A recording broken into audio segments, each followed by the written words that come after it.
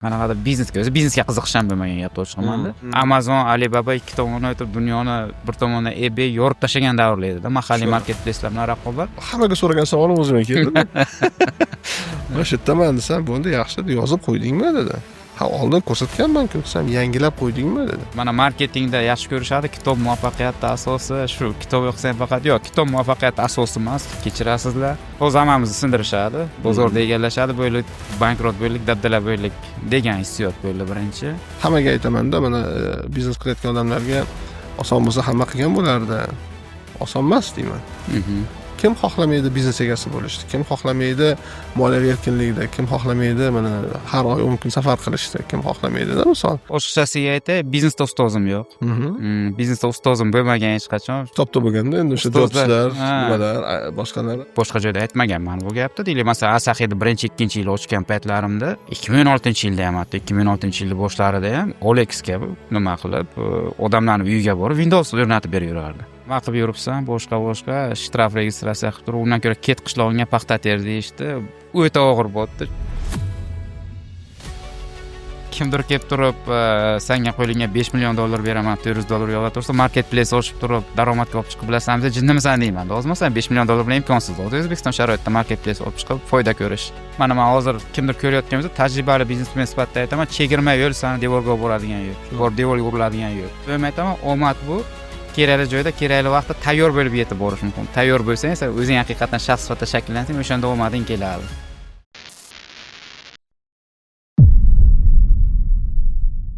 Assalomu alaykum, Feruzbek, xush kelibsiz. Bugungi mana taklif qilganimizga labbay deb kelganingizga rahmat.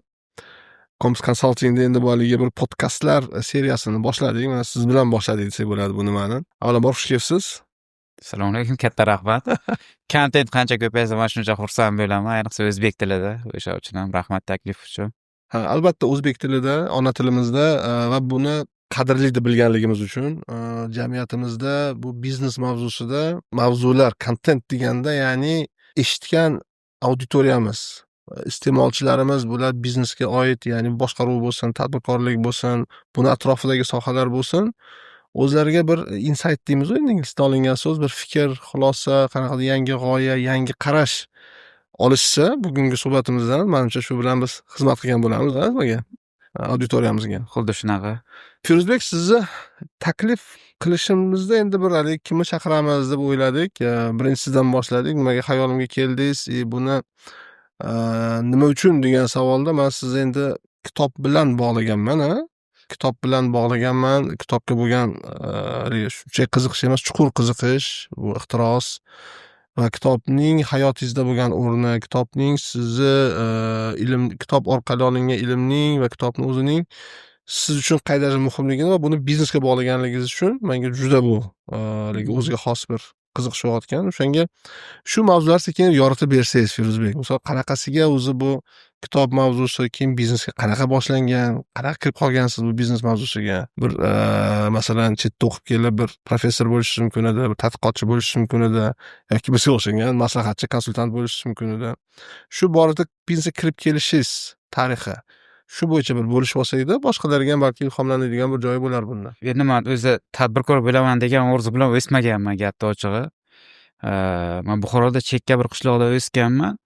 Endi baribir bizada bobom, boshqalar hamma Sovet ittifoqi davrida shakllangan odamlarda. Ularni niyati nima bo'lgan? Shu bolam katta bo'lib bir davlat ishida ishlasa, birinchisi o'sha davlat ishi orqali kunini yaxshi o'tkazsa, kunini yaxshi ko'rsa, ikkinchisi xalqqa yordami tegsa degan qarash bo'lganda. Masalan, bobom butun umr shu narsa bilan o'zi yashagan odam, o'zi o'qituvchi bo'lib, undan keyin butun umrining oxirigacha mahallamizda oqsoqol bo'lgan odam. Doim shu muhit hukmron bo'lgan. O'sha uchun ham o'zi yoshlikdan yana o'qituvchilarimiz ta'siri, boshqa narsa bilan orzu bilan o'sganman. Qachondir O'zbekistonning qaysidir biror davlatda elchi bo'laman, kostyum diplomat bo'lib elchi bo'lib yuraman degan orzu bo'lganda. Shu orzu bilan oxiri o'qib, harakat qilib, Fransiyaga grant yutib o'qishga bordim. O'sha xalqaro aloqalar, siyosatshunoslik yo'nalishi bo'yicha edi asosiy ishimiz. U paytda ham baribir asosiy orzu shu diplomat bo'lish yoki bo'lmasa aynan shu siyosatshunoslik yo'nalishida akademik karyera qilish, shunaqa niyatlar bor edi. Lekin Fransiya butunlay odamni dunyoqarashini o'zgartirdi. Man chil barchani qildi deyman. Bu bir nechta tasodiflar bir joyda birlashgan joyi bo'ldi. Birinchisi, Fransiya dunyoning eng rivojlangan davlatlaridan bittasi. Masalan, yalpi ichki mahsulot bo'yicha Fransiya 4-chi, 5-chi, 6-chi o'rinlarda o'rin alishtirib turadi. Germaniya, Fransiya, Buyuk Britaniya odatda dunyoning eng boy davlatlaridan bittasi. Va o'ziga xosligi frankofon dunyosini, umuman G'arbiy Yevropani bular ancha sotsial tizim. Ya'ni, masalan, deylik, Anglo-Sakson davlatlaridan farqli ravishda Yevropa davlatlarida bilasiz, sotsial tizim kuchli, sotsializmning ta'siri juda kuchli. Lekin o'sha davlatda ham meni qoyil qoldirgan narsa, masalan, hatto o'sha sotsialistik bo'lgan Fransiyada ham Fransiyani Fransiya qilib turgan baribir biznes. Ya'ni asosiy qiymatni biznes yaratadi, ish o'rnini biznes yaratadi. Biznes to'lagan soliq evaziga Fransiyada tizim ishlaydi. Ijtimoiy tizim ham, ta'lim ham, tibbiyot ham, xavfsizlik ham, boshqasi ham. Amalda Fransiya davlati nimani nazorat qiladi Fransiyada desa, hatto o'sha ijtimoiy davlat bo'lgan holatida ham xavfsizlik, infrastruktura, muhim infrastruktura, tibbiyot, ta'lim. Qolgani xususiy sektor, hatto Fransiyadagi davlatda. Men masalan, o'ta kapitalistik bo'lgan bugungi Amerika Qo'shma Shtatlari yoki Xitoyda aytmayapman. Shu narsalarni ko'rib turib, keyin asta-sekinlik bilan odamda dunyoqarashda o'zgarish bo'lganki, demak, odamlarga yaxshilik qilib hayotda o'zingni missiyangni topib, hayotda nimadir amalga oshirish uchun sen davlat ishida ishlashing shart emas ekan. Aksincha, sen biznes qilib turib ham undan ko'ra kattaroq narsa qilishing mumkin ekan degan fikr shakllangan va to'liq tasodif bilan bu vaqtda qo'lga tushgan kitoblar bor. Bu bana zanjir effekti bo'ladi. Zanjir effekti bo'lib ketib qolgan. Birinchi nima bo'lgan? Steve Jobs olamdan o'tdi. 11-yilga to'g'ri keldi.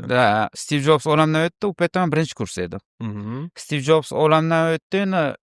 Bizani o'zbek tilida esa u tuyda qo'ysa ham Steve Jobs o'limini gapirardi. G'arbda. Endi katta voqea bo'lgan g'arb uchun. iPhone eng trendda bo'lgan, Apple dunyoni o'zgartirgan davrlar edi. Shundan keyin o'sha Steve Jobs olamdan o'tgandan keyin gapiravergan, hamma joyda ko'zi tushgan, qiziqasiz. Kim bu o'zi nima degan, boshqa qilgan deb turib. Endi iPhone'ni bilamiz, yosh student qiziqamiz. iPad'ni bilamiz. Lekin Steve Jobs shaxsiyatiga, qanaqadir biznesga, o'zi biznesga qiziqish ham bo'lmagan gapni ochiqmanda. Keyin nima bo'ldi? O'sha paytda Isaacsonning kitobi Steve Jobs biografiyasi nima bo'lib chiqdi, rosa bestseller bo'lib ketdi. O'shani xarid qilib o'sha paytda fransuz tilida kutubxonaga kelmagan, universitet kutubxonasida qidirgandik. O'tirib o'qib chiqdim. O'qish jarayonida ko'zim o'shday ochildi-da. Ya'ni qanaqa qilib turib ular bitta garajdan turib, oxirida dunyoni o'zgartiradigan darajaga olib chiqishgan. O'sha kitob ham boshlangan. Boshlanish kirish so'zi e'tiborga dunyoni o'zgartiraman deb o'ylagan ahmoqlarga haqiqatan dunyoni o'zgartirishadi degan. Ahmoq bo'ladi, lekin qiladi. Chunki aqlli odam dunyoni o'zgartiraman demaydi-da.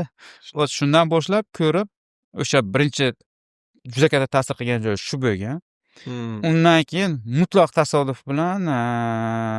tasodiflarga o'sha kitobda bilsangiz 1984-yili amerikancha futbol nimasida Apple'ning afsonaviy reklamasi ketadi. Nima uchun 1984-yil 1984-yil bo'lmaydi degan. Agar adashmasam, Macintosh 2ni taqdim qilishadi o'shanda va o'shanda nima qilishadi? Tizimga qarshi qilib qo'yilgan-da Apple bunday olib qarasa. Va o'shandan savol paydo bo'lgan, o'zi nima uchun 1984 bunchalik mashhur? Va bundan keyin 1984 Orwell o'qilgan. Orwell o'qigandan odam siyosatda ko'ngli yana ham sovigan, siyosatga yaqinlashmaslik kerak yaxshisi degan.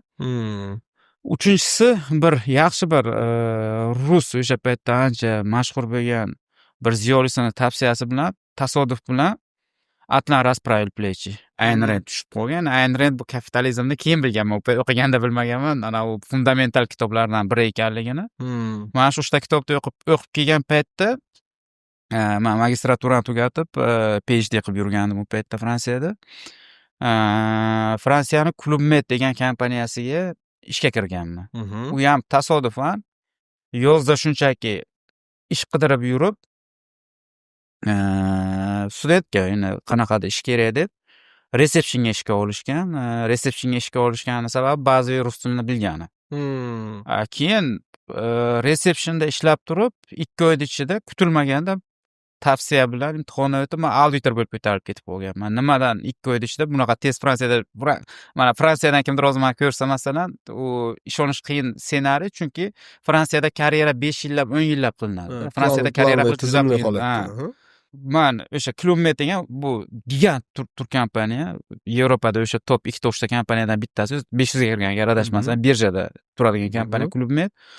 Uni Atlantik okeani qirg'og'ida La Palmir degan nimasi bo'lardi, village bo'lardi, dam olish maskani. Ularda kottejlar bo'ladi. Agar adashmasam 500 dan ortiq kottej, shunaqa katta hududda Atlantik okeani qirg'og'ida. U yerda umumiy 18 ta kassa bor. 18 ta kassadan eng to'g'ri bexato yurgani programma SAP ishlatishadi. Programmadan boshqasi ham maniki bo'lgan.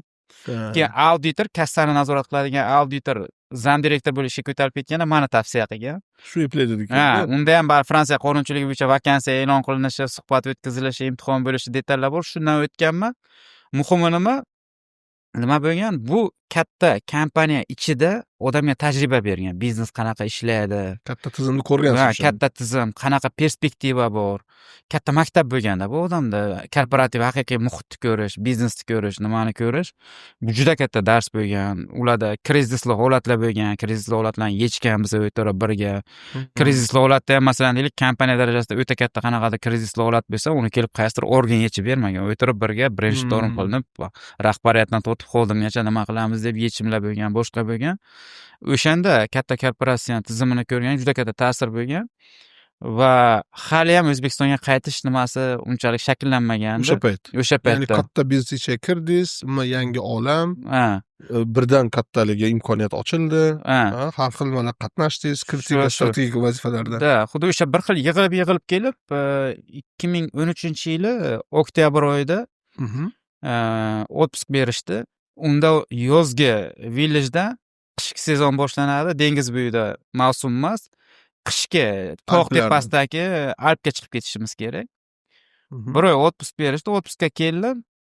Uydagilarni ko'rib ketaman, boshqa qilaman deb turib, eng birinchi shok bo'lgan narsa bu amalda juda katta imkoniyat.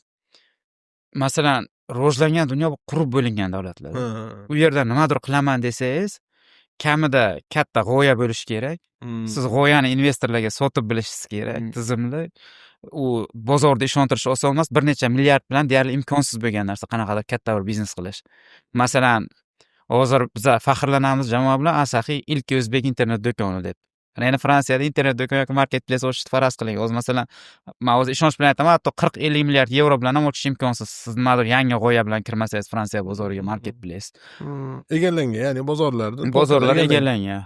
Ana endi O'zbekistonga qaytib kelgandan keyin birinchi ko'rganim, nimaga qaramay bo'm-bo'shda, butun bozor bo'm-bo'sh. Internetda o'zi 1 megabit internet 2013-yil vau urovень. Kimdir 1 megabit internet qo'yib desa, u piratmi deb o'ylashardi-da, shunaqa darajada. Keyin ko'rib turib, ikkinchisi barib ota-ona uy tortdi, boshqa bo'ldi va oxirida nima his etdi, qaytib ketishim kerak edi, biletlar olingandi, boshqa bo'lgandi. O'zimga o'zim aytdim, agar hozir qo'lim nimadir harakat qilib ko'rsam, o'xshasa yaxshi, o'xshamasa, qo'limda Fransiyaning diplomi bor, bilaman, xohlagan payt chiqib ketib bilaman. Lekin hozir ketib o'rsam, katta ehtimol bilan bo'lib butun qolib ketaman, yo'qda ishim yaxshi, hammasi yaxshi. Yomon tomoni erta pensiya yoshiga chiqqanda odam unda o'ylab ko'rib afsus qilishi mumkin, O'zbekistonga borib bir urinib ko'rmadim-da degan. Shu nima bilan qolib, turizmda ishlab yurib, asta-sekinlik bilan hozir mana bizda marketplace'lar trendga chiqdi-yu. Hali ham bizdagi trend mana bu modaga kirganlik darajasi o'sha 2010-2015-yillardagi Yevropa darajasiga yetmadi. Amazon, Alibaba ikki tomondan o'tib dunyoni bir tomondan eBay yorib tashlagan davrlar edi-da, mahalliy marketplace'lar bilan raqobat. Shuni ko'rib turib, nimaga O'zbekistonda internet do'kon ochishmaydi, nima uchun internet do'kon yo'q degan savollarni qo'yib turib, tayyorlab borib 2015-yili 7-yanvar kuni ishga tushirgandik. 11 yil bo'ladi bu yil. Asaxiy uzdi ochilish kuni. Lekin asosiy fundament bor, mana odamning o'zini ichkaridan mental darajada o'zgarishlar ketib asta-sekinlik bilan yetib kelganmiz-da. To'liq jarayon 4-5 yillik jarayon ketgan deyarli biznesga yetib kelguncha odam biznes qilaman deb. Qiziq-a, mana bir ziyoli oilasida, misol o'sha muallimda bir nevarasi o'sha qiziqish shu, ya'ni xizmat shunaqa davlat ishida, bir lavozimda shu xizmat qilish qarashi bilan nimaga tushilyapti? Aytganingizdek, Fransiyada bir chilparchin bo'lib, bir dekompozitsiya bo'lib qaytib yig'ilyapti va o'sha paytda borilayotganda ham endi u davlat ishchisi bo'lganda diplomat, tashqi siyosat, tashqi ishlar davlatlar orasidagi muzokaralarda qatnashib, O'zbekistonda vakili bo'laman degan bir siyosatda bir shaxsi bo'lib borib, u yerda mana shu transformatsiya nima o'tishimiz tadbirkorlikkacha bo'lgan davrda korporatsiya bo'lyapti-da endi menejerlik pozitsiya lavozimlarida katta Shunaqa. biznes ichidan kelib va shu yerda biznes imkoniyati ko'rilyapti va sinab ko'rishga tadbirkorlik qarorini beryapsiz. O'shanda necha yoshda edingiz? Bir 25 yosh. 25 yoshda qilib ko'raman degan nima qaror berdingiz. Shunaqa. Shu biznesga kirib kelishingiz shu bo'ldi, to'g'rimi? Xuddi shunaqa. Bu yog'i endi xo'p O'zbekistonda biznes qilishni gaplashaylik bo'lsa. Endi mana shunaqa murakkab jarayon. O'sha paytda endi birinchisi menda biznes tajribasi bo'lmagan. Ya'ni bo'lgani ham katta korporatsiyada qaysidir ishda olgan tajribangiz bilan mana bu O'zbekistonni, ayniqsa u vaqtdagi bozordagi reallik umuman solishtirib bo'lmaydigan narsalar. Va o'sha paytda biznesdan ancha tajribasi bor, ham qarashlarimiz jihatidan bir-birimiz bilan topishib biladigan odam bu sherigim Eldor aka G'ofurov bo'lgan. Birinchi kelib aytganimda Eldor aka uncha e'tibor bermagan. Birinchi Fransiyada qaytganimda aytganman, Eldor aka O'zbekistonda internet do'kon qilsa bo'ladi, bo'sh turibdi, birga qilsa bo'ladi deb turib. Uncha e'tibor bermagan, lekin yo'q qolganimdan keyin yana u ertada 6-7 oydan mavzuni ko'targanda, bo'pti, qilamiz, kerakmi deb turib, nima, endi mana ancha bir nechta narsalarni test qilib ko'rib, sinab ko'rib, nima qilganimda bo'ldi, qilaylik birga deb turib, o'shandan boshlandi. Lekin bizada u paytda na imkoniyat, na mablag' hech nima yo'q edi. Gap ochig'i o'sha $400 birinchi programmistga berilgan pulni ham Bahriddin degan programmist, hozir Avstraliyada yashaydi, u programmist bola. O'shani ham $200 qarz olib berib o'rganmiz, gapni ochig'i. Va juda bazaviy darajadan boshlaganmiz. Qanaqa edi? Men ijaradagi kvartirada o'tiraman, saytga tovarlarni qo'yshaman. U paytda saytda hatto korzinka yo'q edi. Odamlar korzinkaga tushunmasdi, eng qizig'i. Xalq korzinkaga tovar qo'shib internet do'konidan xarid qilish madaniyati yo'q edi. Telefon raqami qo'yib qo'yilgandi, xarid qilishda bo'lsa raqam chiqardi, telefon qilishardi. Telefonga o'zim javob berardim, saytga o'zim qo'yishardim. Eldor akani vazifasi, Eldor aka bu price topib kelardi, buyurtma tushsa, borib mahsulotni olib yetkazib berardi. O'sha uchun ham ko'pincha hazillashib aytaman, Asahiyda men Eldor aka eski Damas boshlaganmiz deb turib. Shundan o'sha eng bazaviy urovdan boshlanib ko'targanmiz Asahiyda. Na mablag' bo'lgan, na bilim bo'lgan, na tajriba bo'lgan, hammasi noldan. Shunchaki qanaqadir jinnilarcha ishonch bo'lgan, O'zbekistonda internet do'kon qilaman, katta kompaniya qilaman degan, shundan boshlangan. Mana shu men sizlarda ziyoliy oila, mana ketma-ketlik va kitob, masalan, biznesga kirishda ham Steve Jobsdan hayotdan o'tishi orqali bu temani ochilib ketishligi, keyingi mana Atlant haqidagi kitob, boshqa bu mavzularda ya'ni sizda bir nimangizni ochgan, dunyoqarash shakllantirganda, kapitalizm sohalariga, mana bu nimani vizionerda, bir Steve Jobs bir vizionerda garajdan dunyoga haligi ta'sir qiluvchi bir korporatsiya qurish jarayonlarini ilhomlantirgan-ku, misol umuman olganda mana shu kitobga bo'lgan qiziqishingiz bilan, siz kitobxonlik, kitobsevarlik bilan hozirgi kungi mana biznesingizda va buni o'rtasidagi muvaffaqiyatga bog'liq joyini qanaqa bog'lay olasiz? Bog'liq joyi bormi? Ya'ni tadbirkorlarda kitob o'qigani, kitob o'qimagani bor. Men ishim misol yuzlab tadbirkorlar bilan ishlayman. Haqiqatdan muvaffaqiyatlilarning ichida kitobxonlari ham bor, kitobxon emaslari ham bor. Shu mavzuga qarashingiz qanaqa? Shaxsiy o'zingizdan, nimangizdan, tajribangizdan kelib chiqadi. O'ta pragmatik qarasam, kitob shunchaki yana bitta navbatdagi bilim olish kanali. Imkoniyat, kimdir podkast ko'rib bilim oladi, kimdir Courseradan tizimli bilim oladi, dars ko'rib, kimdir universitet partasiga o'tirib bilim oladi, kimdir treningga borib bilim oladi, kimdir kitob orqali bilim oladi. O'ta pragmatik qarasak, endi menda bu biroz chuqurroq aloqaligi nimada? Men kitobda o'zimni topgan odamman-da. Kitobda o'zimni topgan qaysi ma'nodagi odamman? Endi bu ko'proq bolalik travmalarimga borib taqaladigan narsa, 4 yoshimda otadan yetim qolganman. Bu shaxsiyatga keyinchalik, o'sha paytda bilmaganmiz, oiladan mehr berishgan, boshqa qilingan, nima qilingan. Keyinchalik mana odam yoshi o'tavergan sari o'zini o'zi tahlil qiladi, boshqa qiladi, chuqurroq yetib boradi. Men o'zi nima uchun yaxshi o'qiganman, boshqa qilganman desam, o'sha bog'chadan boshlab turib bilganman boshqa bolalardan nimadir kam ekanligini. Bobom obrazida ko'rganman, faqat shu bilim bilan odam ko'proq bilim bilan e'tirof topishi mumkin, ya'ni boshqadan kam emasligini isbot qilishi mumkin degan ishonch bo'lganda, odamda shu orqali shu bolalikdan uydagi muhitda ham ta'siri, bobom, onam hamma kitob o'qishgan. doimiy shu maktabda eng a'lo bahoda o'qishga eng birinchi bo'lishga harakat qilingan. Ikkinchisi doimiy kitob o'qilgan bolalikdan va bu odat bo'lib qolgan. Hozir ham mana kitob o'qimasdan uxlash yo'qda bu. Mana kitob o'qimasa uyqu kelmaydi. Sizni hayotingizni, kundalik hayotingizni bir katta qismiga aylanib qolgan. Ha, shunaqa. Endi hozirgacha ham masalan hammaga har xil qanaqa bilim olish, menga bilim olishda eng qulay yo'li kitob. Ya'ni men o'tirib kitob o'qib, mushohada qilib o'tirsam, miyada proyeksiya bo'ladi. O'sha miyada proyeksiya jarayonida yangi yechimlar topaman. Eng qizig'i, kitob bu ichidagi bilimidan tashqari o'sha qanaqadir katalizator bo'lib qolgan miya uchun. Masalan, shunaqa bo'ladi, butunlay boshqa mavzuda kitob o'qib o'tiraman, bir badiiy kitob o'qib o'tirgan bo'lishim mumkin. Muammoga aloqasi yo'q, lekin o'sha jarayonda miya qanaqadir kundalik tashvishlardan uzilib, nostandart fikrlar boshlagan, o'sha vaziyatda qaysidir xayollar orqasidan yechim chiqib kelib qoladi. O'sha uchun bu kitob odam o'zini topadigan narsada, o'tirib o'qib mulohaza qilish, o'sha mushohada ketayotgan paytda odam o'zini topadi. Shuning uchun ham kitob katta narsa bu. Asosiy bilim oladigan, masalan, birorta treningga bormayman. O'zingizam bilasiz, treninglarda meni ko'rishmaydi. Birorta biznes klubda yo'qman, faqat book kafeda borman, kitobda atrofida. Unga ham birinchi marta kirmay, ikkinchi marta keyin qatorroq gapirishgandan keyin borib kiraman qildim. O'sha baribir odam asosiy topadigan, bilim topadigan, o'tirib tizimli narsa oladigan joy kitob. Hatto mana podkast ko'rsam ham ichim qisilib qoladi meni, chunki kitobda o'qib, mushohada qilib, mana chuqur kiradigan joyi bor. Akmal aka Payziyev chiroyli gap aytgandilar. Masalan, podkast ko'rish yo treninglar bular basseyn, kitob o'qish bu diving deyishganlar. O'shanga chuqur kirib mana bu odam mana men ana u o'rtada mana bu vaqt masalasi bor-da. Bitta kitobni masalan 15 kun, 20 kun, 1 oy, 2 oy o'qiysiz, uni muhitiga kirib mushohada qilib o'rgangandan keyin miyada yangi to'qimalar yaxshiroq shakllanadi deb o'ylayman.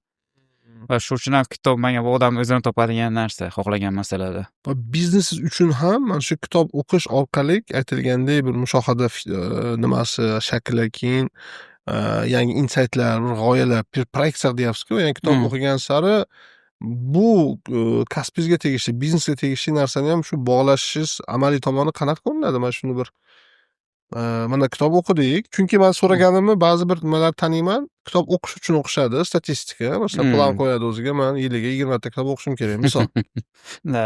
Tinmay o'qiladi kitobni, lekin o'sha o'qilgan kitob mavzusida misol men o'zimizni mijozlar bilan, do'stlar bilan muhokama qilamiz endi bu narsada. Va xususan, masalan, mana Murodxon Nazarov do'stimiz, o'sha 14-15-yil birga komandasini qurib nima qilgan paytimizda ham kitobga munosabatida endi uni nimasi qanaqa yondashuvi, bitta abzas o'qiydi, bitta paragraf o'qiydi kerak bo'lsa, bir varaq o'qiydi, lekin haligi narsa uni yondirib yuboradi, insight haligi nimaga chaqirib yuboradi-da, chiqib amal qilib kelmaguncha u davom etmaydi. Ya'ni shu olgan narsasini birdan hayotga tatbiq qilishga, amaliyotga, u amaliyotchi odamda. Lekin o'sha ba'zilari borki, kitob o'qishaveradi, ensiklopediyaga aylanib qolingan, hayotda tatbiq qilish yo'q. Shunda men o'zim mana nimalarimizda aytamanki, xo'p, informatsiya olyapsizlar, bu informatsiya hazm qilish, bu amaliyot, realizatsiya. Ya'ni buni amalga oshirishga mulohaza qilib, fikrlab, ha, buni mana ishlatsam bo'lar ekan, ishlatsam bo'lmas ekan qilib, buni bir energiyaga, ya'ni transformatsiya qilib olmasak, bu ziyon berib qolsa kerak degan fikrim bor, masalan, ortiqcha ma'lumot bilan. Sizni qarashingiz qanaqa mana shu narsaga? Ya'ni amaliyotchi holati, ensiklopediya holati. Siz kimsiz? Yo'q, men o'rtadaman. O'rtada qaysi ma'noda? Endi menimcha Murod akani bizneslari ham o'zi bizani biznesdan bir betda o'qib ilhomlanib nima qilishga imkon bermaydi, chunki bu yoqda tizim, strategiya, jamoa, butun boshli murakkab narsalar bor. Siz shunchaki bir bet o'qib ilhomlanib telefon qilib davay mana bunaqa qilamiz deb deyolmaymiz-da, bu darajadan o'tib ketganmiz. Ikkinchisi nima muhim, kitobni o'qish jarayonida u kitob nima uchun 300 bet yozilganda, agar muallif aytadigan gapini bir paragrafda aytib qo'ysa-da, bu yoqda tizimli o'qib yetmasa, tizimli o'qib har xil kontekstda ko'rmasa uni, yaxshi va yomon tomonlari bilan birga odam adashib qolish ehtimoli juda katta-da. O'sha uchun ham yo'q, o'qib o'rganib nima qilib turib, endi oldin gapni ochig'i bu biznes majburlagan narsalardan bittasi natija deb hech qachon kitob o'qimasdim. Kitob shunchaki o'qiladi, miyaga nimadir fikr shakllanadi, o'sha fikr asosida keyin erta kelajakda qaror berilishi mumkin boshqa, lekin shunchaki o'qilgan. Lekin mana oxirgi o'sha shakllangan biznes majburlagan narsalardan bittasi men doim parallel 4 ta 5 ta kitob o'qiyman. Bitta kitobni o'qib nima qilish meni odatim emas. Tugatib emas, o'qiyotgan davrda boshqalarni ham boshlab qo'yiladi. Endi odatda nima qilaman? Ertalab turganda bu ko'proq o'sha sal ruhlantiradigan, ilhomlantiradigan kitoblarni o'qiyman, motivatsion kitoblar demayman-u. ishxonada ish davomida o'rtada 25 minutlik pomodoro pauzalar bilan, 2 ta pauza bilan odatda professional kitoblar o'qiladi.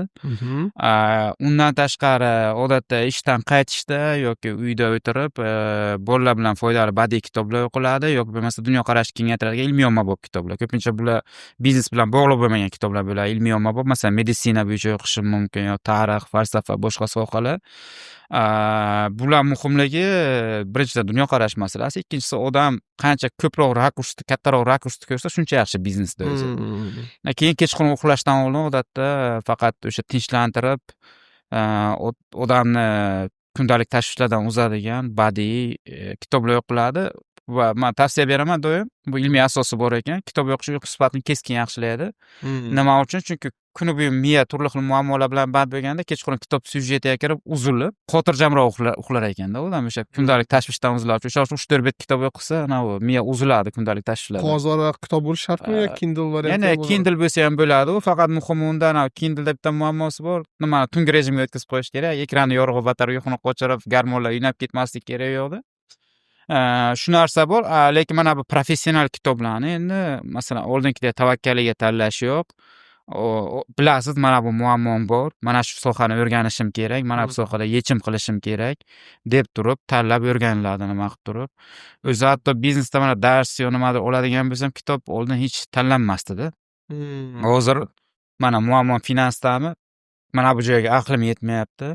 To'xta, hech bo'lmasa shu sohani bitta ikkita kitobini o'qib, hech bo'lmasa fundamentalini, asosini tushuna oladi, qonun qoidasini deb turib, endi hozir olib o'qiladi. Finans bo'yicha o'qiladi, HR bo'yicha o'qiladi, marketing bo'yicha o'qiladi, menejment bo'yicha, boshqasi bo'yicha mana bu kunduz o'qiladigan professional kitoblar. Endi olib o'qigandan keyin bu birinchisi eng yaxshi beradigan joyi qaror berishdan ham oldin qaror sifatini yaxshilaydi. Bu narsa.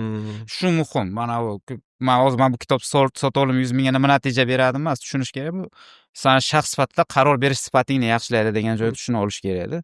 Mulohaza, qaror, nutq. Aynan nutq. Bu kitobni men mana biznesga bog'liq bo'lmagan tomonlarini aytaman. U kitobning eng katta plyuslari bular. Bu birinchisi nutq. Nutqdan tashqari ikkinchisi juda ko'p ko'ramiz odamlarda o'ylagan fikrini ifoda etish bilan muammo. Nima demoqchi ekanligini ifodalab etib bera olmaydi. Bu o'shana fikrlar shakllanmagani, yetarli to'qimalar shakllanmaganda. Kitob bu eng zo'r narsalardan bittasi shu bo'yicha. Undan tashqari boshqalarni nima demoqchi ekanligini tushunishda ham juda katta farq beradi. Ya'ni ko'p bo'ladi, qayta tushuntirasiz, yetib bormaydi.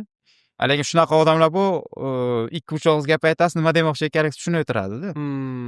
Va bunda men hozir juda ko'p o'qilaman, hatto ayrim fikrlar shakllanib qolgan, badiiy kitobning foydasi yo'q, faqat anavi ishingga foyda yo'q. Aksincha mana shu badiiy kitob odamni har xil shaxsiyatlarni yashatib, har xil qarashlarni ko'rsatib, ichki kechinmalarni ko'rsatib, turli xil nimalarni ko'rsatib, shaxs shakllantiradi badiiy kitob. Tasavvurni ham kuchaytiradi. Tasavvurni kuchaytiradi.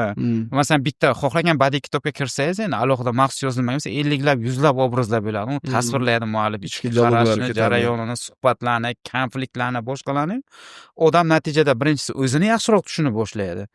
Ikkinchisi atrofdagilarni yaxshiroq tushuna boshlaydi-da.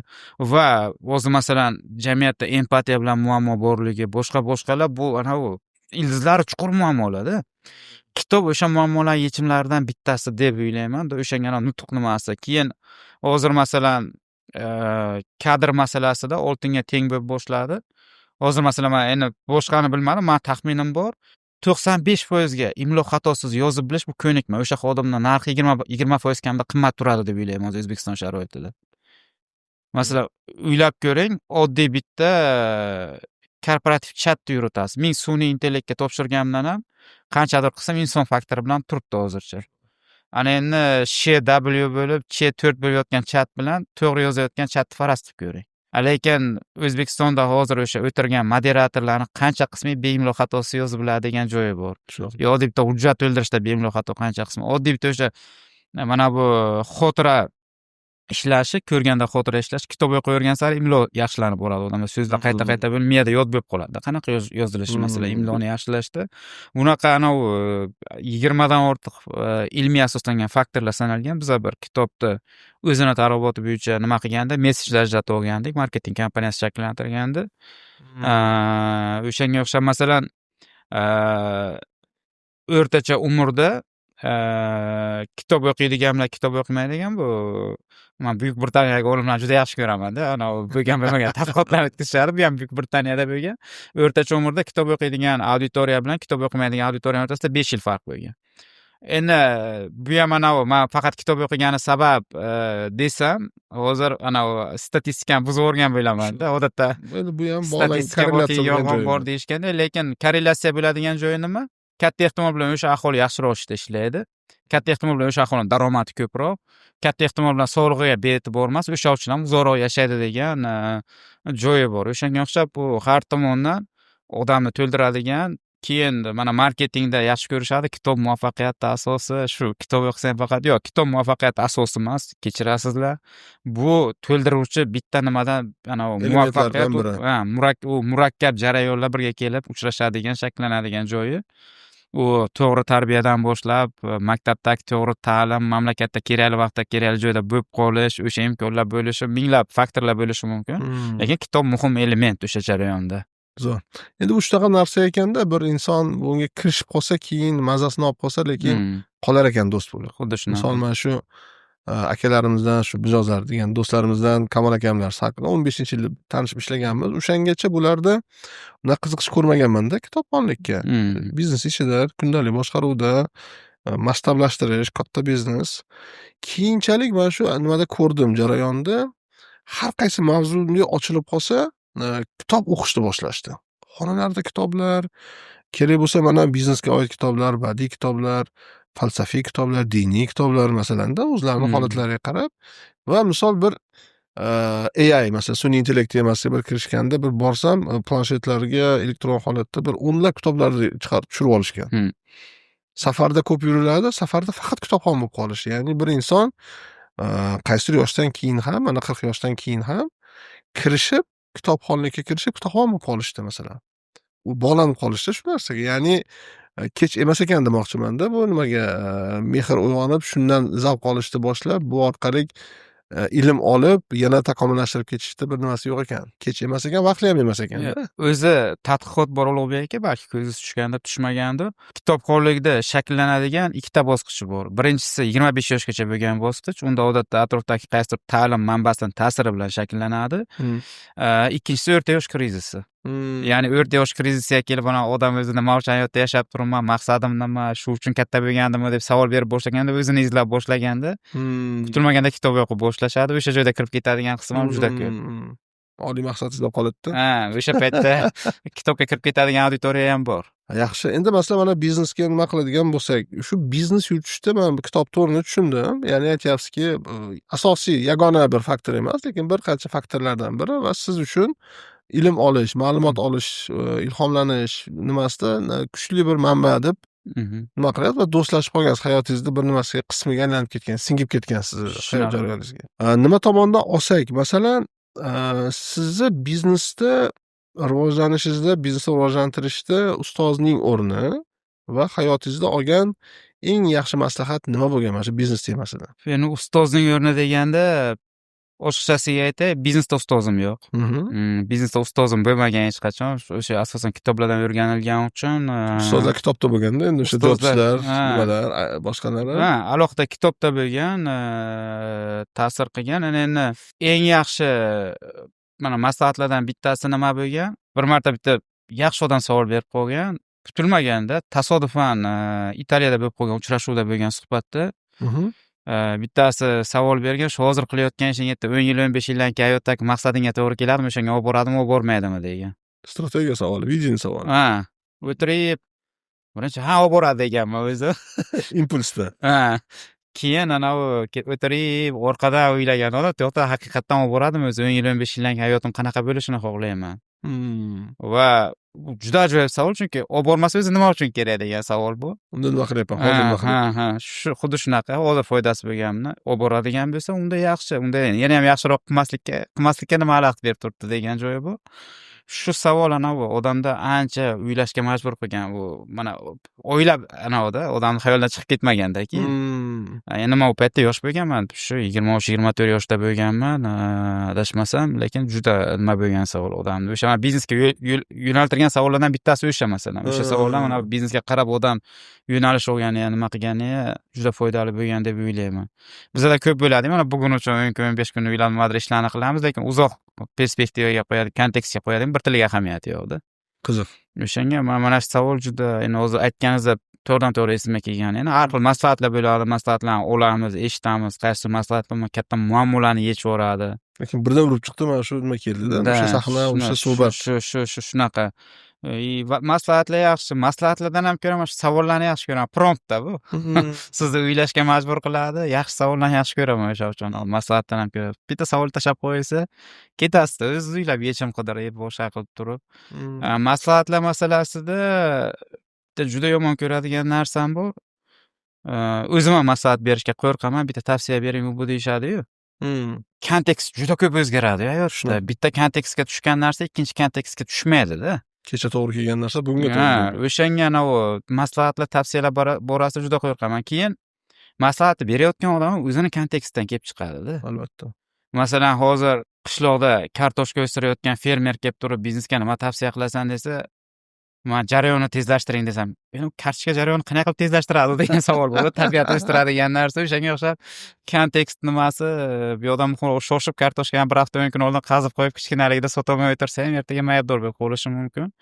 O'shanga maslahatdan ko'ra yaxshi berilgan savol, joyida berilgan savol men muhimroq deb o'ylayman. Odamni ko'proq dunyoqarashini shakllantirsa kerak. Ya'ni o'z ichingizdan javob topib chiqadigan xuddi shunaqa savol. Xuddi shunaqa.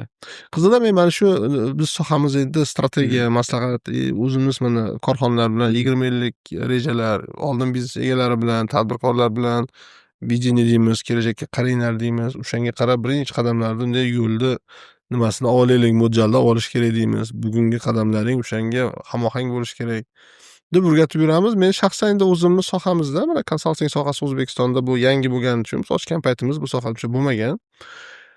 Qaysidir bosqichga o'sib chiqqandan keyin ustozga ehtiyoj bo'lgan his qilganman, men qidirganman, oson bo'lmagan, lekin topdim. Mana Amerikada Bill Hartman, William Hartman degan bir inson borlar. Bu sohada katta konsalting ishlagan, butikoviy, ya'ni kichik konsaltingda o'zlari qurib ishlashgan. Umrini shunga bag'ishlagan inson. U bilan suhbatlashib turaman. Oyda 1 soatlik nimam bor, mentorlik soatim bor. O'shanda yaqingi uchrashuvlarimizda birida gaplashib turganimizda haligi sizga o'xshagan trigger holatlar bo'ladi-ku, u yoqda kuchli taraf shu savol qo'yadi-da. Nima deb o'ylaysan? Mana qanaqa deb o'ylaysan? O'sha savollardan beri o'zimga qaytib keldiki, biz mijozga qo'ygan narsani aytdiki, ular qisqa qilib bekitdi. 20 yildan keyin qayerdasan o'zi dedi. Hammaga so'ragan savolim o'zimga keldi. Mana shu yerdaman desam, bo'ldi, yaxshi, yozib qo'ydingmi dedi. Ha, oldin ko'rsatganman-ku desam, yangilab qo'ydingmi dedi.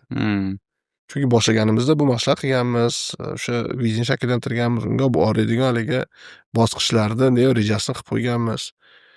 Yangilab qo'ygan dedi. Chunki dedi, hozir qilayotgan narsalaringda menimcha sal nimang bor, fokusdan yoyilishing bor. Eslab qo'yganda bir eslatma berdi, menga bu nimaga xuttasi bo'lgan narsada, yana bolalarga shoshmanglar, bolalar, biz o'zi yangilab olaylik, bir vizyonimizni. Mana o'tgan yil qilganimiz bor, undan oldin qilganimiz bor, lekin hozir qilayotganligimiz qanchalik to'g'ri kelyapti shunga, qanchalik esdan chiqarib qo'ymadik deb yana o'zimizni jamlanib olishga, fokusga olishga ustozni bizga nimasi bo'ldi, endi kompaniyamizga, jamoamizga bir ta'siri bo'ldi-da. Shunaqa. Endi qarangda, Firuzbek, savolki, nima bo'lgani, biznes qilish mashaqqatni bilamiz biz, riyozatni bilamiz. Hammaga aytaman-da, mana biznes qilayotgan odamlarga oson bo'lsa hamma qilgan bo'lardi. Oson emas deyman. Kim xohlamaydi biznes egasi bo'lishni? Kim xohlamaydi moliyaviy erkinlikda? Kim xohlamaydi mana har oy 10 kun safar qilishni? Kim xohlamaydi? Misol, qimmat uy, qimmat mashina, biznes klassda uchishlarda, lifestyle'da bu hayot tarzini hamma xohlaydi. Lekin bunga kelishlik uchun tadbirkorlikda o'ziga xos nimasi bor-da, endi plus minuslari, chuqurlari bor, balandligi, pasti balandligi bor. Shu nimalarda, kechinmalarda sizda qay daraja qiyinchiliklar bo'lgan va necha marta shu qiyinchilik paytida biznesni tashlab yuborsammikan, tinchgina borib o'shalarga ishlasammikan, o'sha kompaniyada bo'lsin, aytuvchi keldim, Fransiya diplomim bor, menda nimam bor, ish tayin. Qanchalik menda shaxsan bo'lgan, menda MBA diplom bor, Amerika diplom bor. Katta korporatsiyaga boshidan bu o'shanga tayyorlashgan bizda va konsalting boshlaganimizda sheriklarimiz ketgan bular. Korporativ olam ketgan. Ular ikkalasi yaxshi karyera qildi. Men qoldim O'zbekistonda, nima bo'lsa o'sha yerda bo'laman deb qoldim va keyinchalik menga ko'p nima kelganda, shoshma Ulug'bek, diploming bo'lsa kerakmi senga, zararmi senga? Borib xotirjamroq ishlasang bo'lmaydimi degan savol kelganda, sizda bo'lganmi shu narsa va bo'lgan bo'lsa nima bo'lgan keyin? Qanaqa o'zingizmi qanaqa kelishgansiz shu masalalarni? Endi birinchisi o'zi Asahiyni boshlaganda birinchi real foyda ko'rib boshlaganimiz 3 yil o'tib ketib qolgan o'rtada. 3 yilgacha foyda ko'rmagansiz. 3 yilgacha foyda yo'q. Uni tortib turadigan resurs ham yo'qda. O'rtada endi oila bor, arendada, ijarada, kvartirada turibsiz, bola chaqa kutmaydi unaqa narsani. O'rtada chiqib turizmda gid bo'lib ishlab kelamiz, boshqa qilamiz. Shunaqa qilib tortilgan, o'sha pulsizlik qiynagan haqiqatdan masalan. Odamdan necha marta o'tgan, o'sha qaytmasam bo'layotgan tinchgina, yo tinch oyligimni olib, maza qilib ishda yurgandim degan nimalar bo'lgan. Endi pulsizlik hamma xohlagan paytda babana u pul ishonch beradi. Cho'ntagida masalan qanchadir pul tursa, kartada pul tursa, ancha ishonch bilan yurasiz. Ayniqsa oilali bo'lsangiz, ayniqsa oilali bo'lsangiz, shunaqa.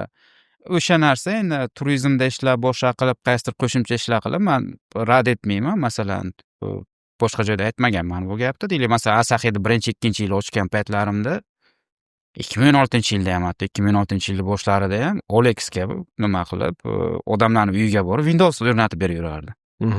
Biznes bor, biznes daromad olib kelmaydi. U nabrot biznes xarajat bizlar uchun bu bunaqa kelajakka ishonib. O'sha paytda adashmasam $20 edi xizmat haqqi.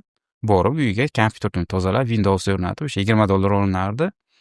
Endi u payt o'zi Toshkentda $400-500 juda katta maosh hisoblanadigan vaqtlar edi-yu. O'sha $20 pul masalan odam ko'ngil ko'tariladi, bozorlar qilib kiriladi, bo'ylab uy to'ldi deb boshqa. Uyga quruq kirmaysiz endi. Uyga quruq kirmaysiz, shunaqa qilib turib, yo'q, qiyinchilik bilan bu birinchisi o'sha moliyaviy sabablar. Yaxshi tomoni, sherikchilikda yaxshi tomoni o'sha paytda, men savolgan paytda ko'pincha Eldor aka to'xta davom ettiramiz, yaxshi bo'ladi deb turib Eldor aka ushlab qolar yoki Eldor aka savol kelsa men aytib qolaman. Yo'q, Eldor aka shuncha ish qildik, qolganini ham qilamiz. O'zi nima, ijtimoiy risk qo'yilmagan-ki, yo'qotadigan joyimiz yo'q, shunchaki mana umrimizni berib turibmiz, lekin nimadir qilib turibmiz muhimi. degan ishonch bo'lgan. Bitta keys bo'lgan, o'ta xunuk keys, bu umumiy eski tizim bilan bog'liq. O'sha 2006-yili yaxshi ham oilam uyda bo'lmagan o'sha payt deyman. Avgust oyida men Yevropa ketdim. Yevropa borib, aylanib Barselona, Frankfurt qilib, yana bir o'sha Yevropaning muhitini ta'siriga tushib qaytib keldim. Qaytib kelgan kunim avgust oyini shu 26-27-kuni edi. Eshik taqillab, ana u bo'ldi. Eshik taqillab keldi, ochsam uchastkovoy. Ikkita uchastkovoy oyoq kiyimlarda uyga kirib kelishdi. Bilishardi, bu yerda kvartirani turadi, propiskasi yo'q. Временный propiskam yo'q qo'yilgan paytda. Keyin nima qilib yuribsan, boshqa shtraf registratsiya qilib turib, undan ko'ra ket qishlog'ingga paxta ter deyishdi.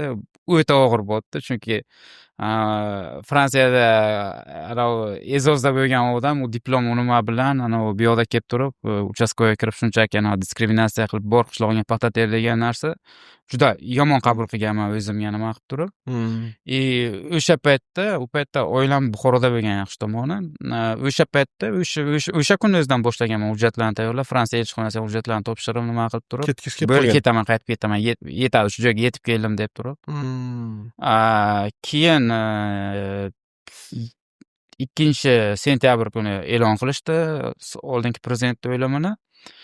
7-sentyabr kuni yangi prezident kelgandan keyin agar adashmasam 8-sentyabr kuni soliq moratoriyi e'lon qilindi. 2 yilga soliq moratoriyi deyishdi.